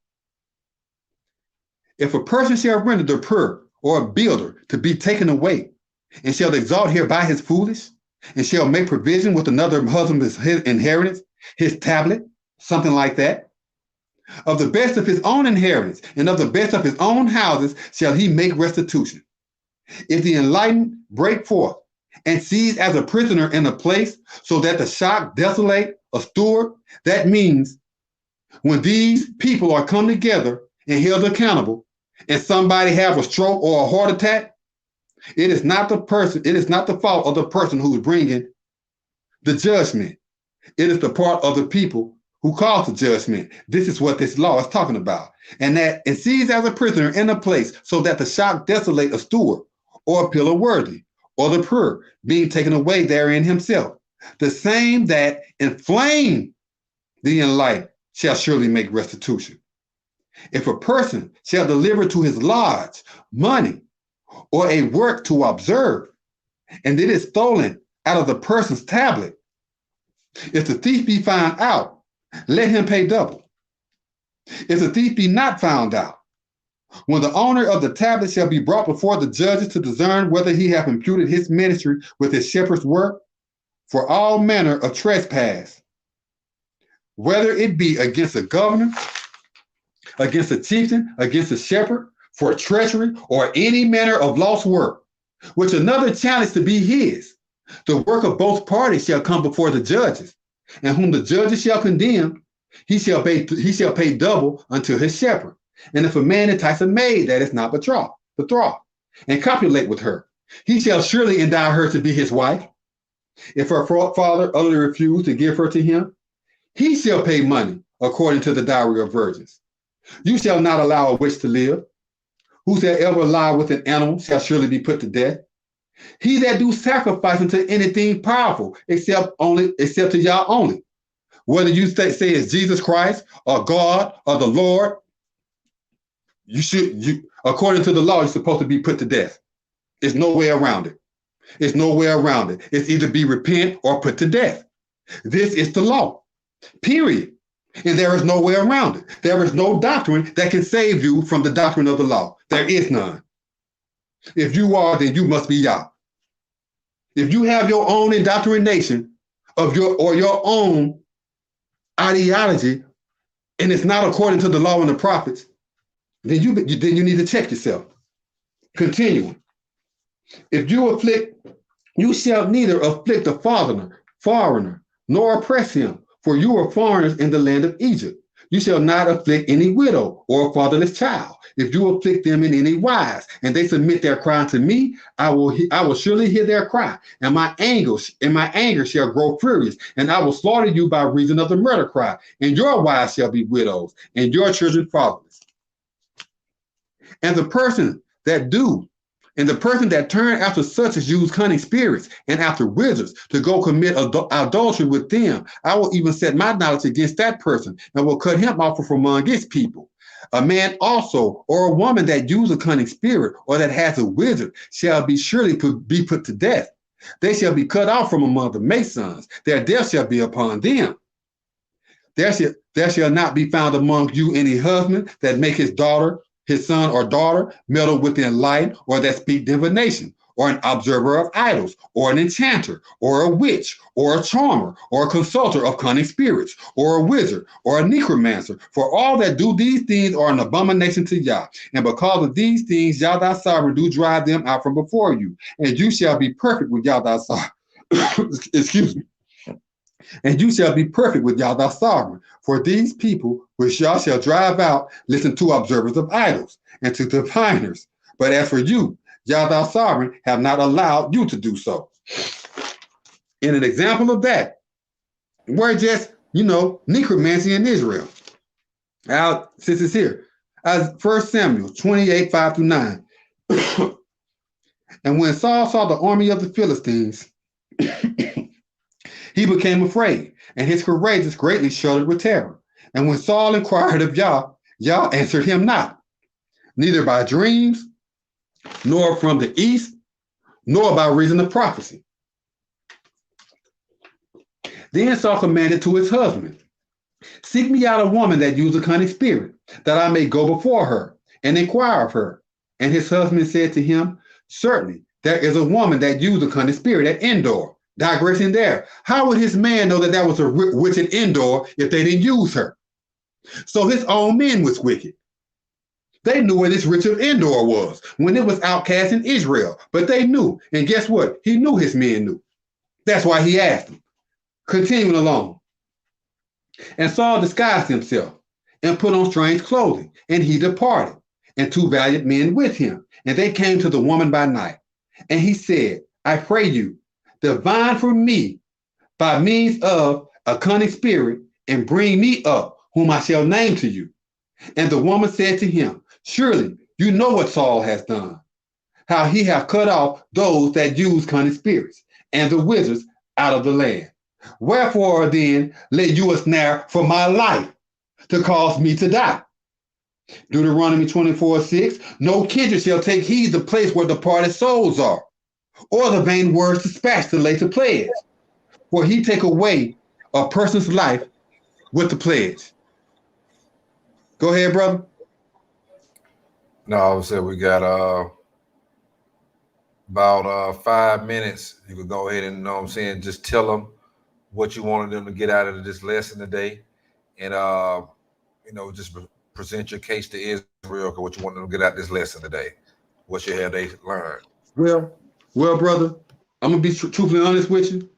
Truly, it's self-explanatory, because if they say they really believe in the law, and they know Yahshua live by the law, and the law is everlasting, and Yah's covenant is everlasting, and all they have to do is read through Deuteronomy or rehearse the video and listen to the verses I say, and usually without translations, you will see that the priesthood was given to the sons of Aaron, who is of the tribe of Levi. So all sons of Aaron were the priests, or descended from Aaron. But of the tribe of Levi, his brethren were ministers as an everlasting covenant.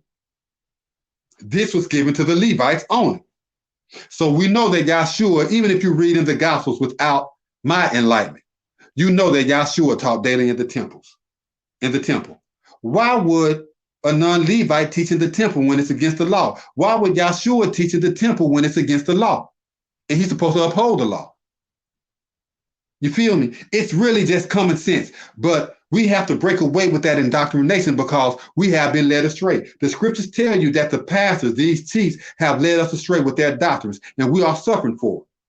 And all I'm trying to do is show you that these laws can deliver your families if they are in servitude. Do you know the degradation they are going through if they have been brought in servitude with these wrong chiefs?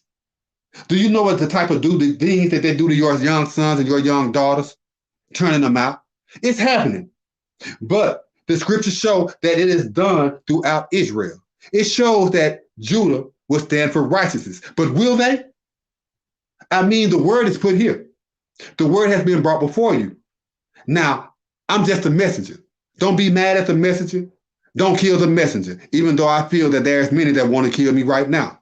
But I am willing to take the chance and put my neck on the line for people I don't know, because what a Mason practice in his profession is brotherly love, relief, and truth. Then where is it? Where is it? If there was mercy shown, if there was love shown, then they would use the law to say, well, brother, I won't bring you into servitude, but I would rather hire you and let you work off the families and still keep your families, because there are laws that concern that. But no, they use wickedness and treachery. And look at the stuff they do in their lodges to accept their Masons. I mean, it's an abomination, and it's done. And I'm putting it out there. And I know that there are carpenters and master builders out there that fear these chiefs. I know. I just did 20 years in their prisons. I sent words to them. I know what they have done. I know they stolen from me. If they only knew the law, they would have known that just that theft alone and lying to get it consented to the elders back east is a lie, and it's punishable by death and the forfeiture of their wealth and their families. Everybody who took part in it. Everybody who took part in it, even the Hebrew Israelites, the stuff that I sent them back in 2014, those chapters of Revelation, yes, they are guilty. And according to the law, they should be brought before the tribunal, because I know that it takes the elder to consent those same works. And they took those same works to those elders to have them consented. So that means that they lied to them to get to the position they are. Now tell me why they should be able to carry out the law but break the law when no one is above the law. When the foundation of the pillar of wisdom is truth and justice, and the symbolism of the three great light, the Bible is symbolic of truth. Why are you neglecting your truth or despising the word of Yah? That is blasphemy. The only reason for that is that they are hypocrites anyway. Just like the scriptures say, they are the largest of Sodom and Gomorrah. They are wicked. Hey, brother, we got 1 minute. Tell them real quick about the second part. You said that it's not Yeshua, aka Yahawashi, coming back. You said that it's another Messiah. What you want to get out of that? You got 45 seconds now. All right, really, it's in the. I love to come back and get some, but it's like I said, self-explanatory. That's why I took them through certain scriptures in Isaiah and Jeremiah, where it was talking about the prisoners and letting loose the prisoners. Now, if Yahshua was coming around the clouds and the rapture and everything, this does not sound like a Messiah going into the prisoners and letting the prisoners go free. This sounds like the duty of a whole nother Messiah, just like they say, of the seed of David. Yahshua, just using the law, cannot be from the tribe of Judah if he was in the temple. That's a death sentence. And he didn't die on the law. Then he didn't die on the cross. So just using that, you know, man, it's just that whole indoctrination came from heathen, Grecian heathen, and we standing on it. You got to remember, only 144,000. Everybody is not going to believe this. Everybody is not going to want to believe it. It said only the upright will. Only the upright will come forth. Remember, Yahshua said the gospel going to be preached. It's going to tell you about the beast. It's going to tell you about Anu and all of this. It's going to tell you to live by the law. Now, the upright who really desire to live by the law of Yah and who really reverence Yah, they're going to respect Yah's word. But the hypocrite and those who want to do what they want to do and are just confident and happy with being sodomites and allowing their sons to go through that same degradation when they all come through to the rites of passage, then so be it. The lines have been drawn. The lines have been drawn. Everyone want to hold the law in reverence, but when it comes to applying the law to the scriptures, then they want to hold their own doctrine over the law. Well, if Yahshua was in the temple and Yahshua was preaching at the temple and none of the chief priests kicked him out, or the high priest of that time, then Yahshua had to be a Levite. According to the law and according to scripture. That's all I want to say. That's all I want to say. That's all I want to say, brother. And it's a wrap for a controversial and deep biblical breakdown series. And the title of this was Yeshua / Yahawashi from the tribe of Judah or Levi, and his second coming, or is it another Messiah? The brother YISRAYL has presented his case to Israel.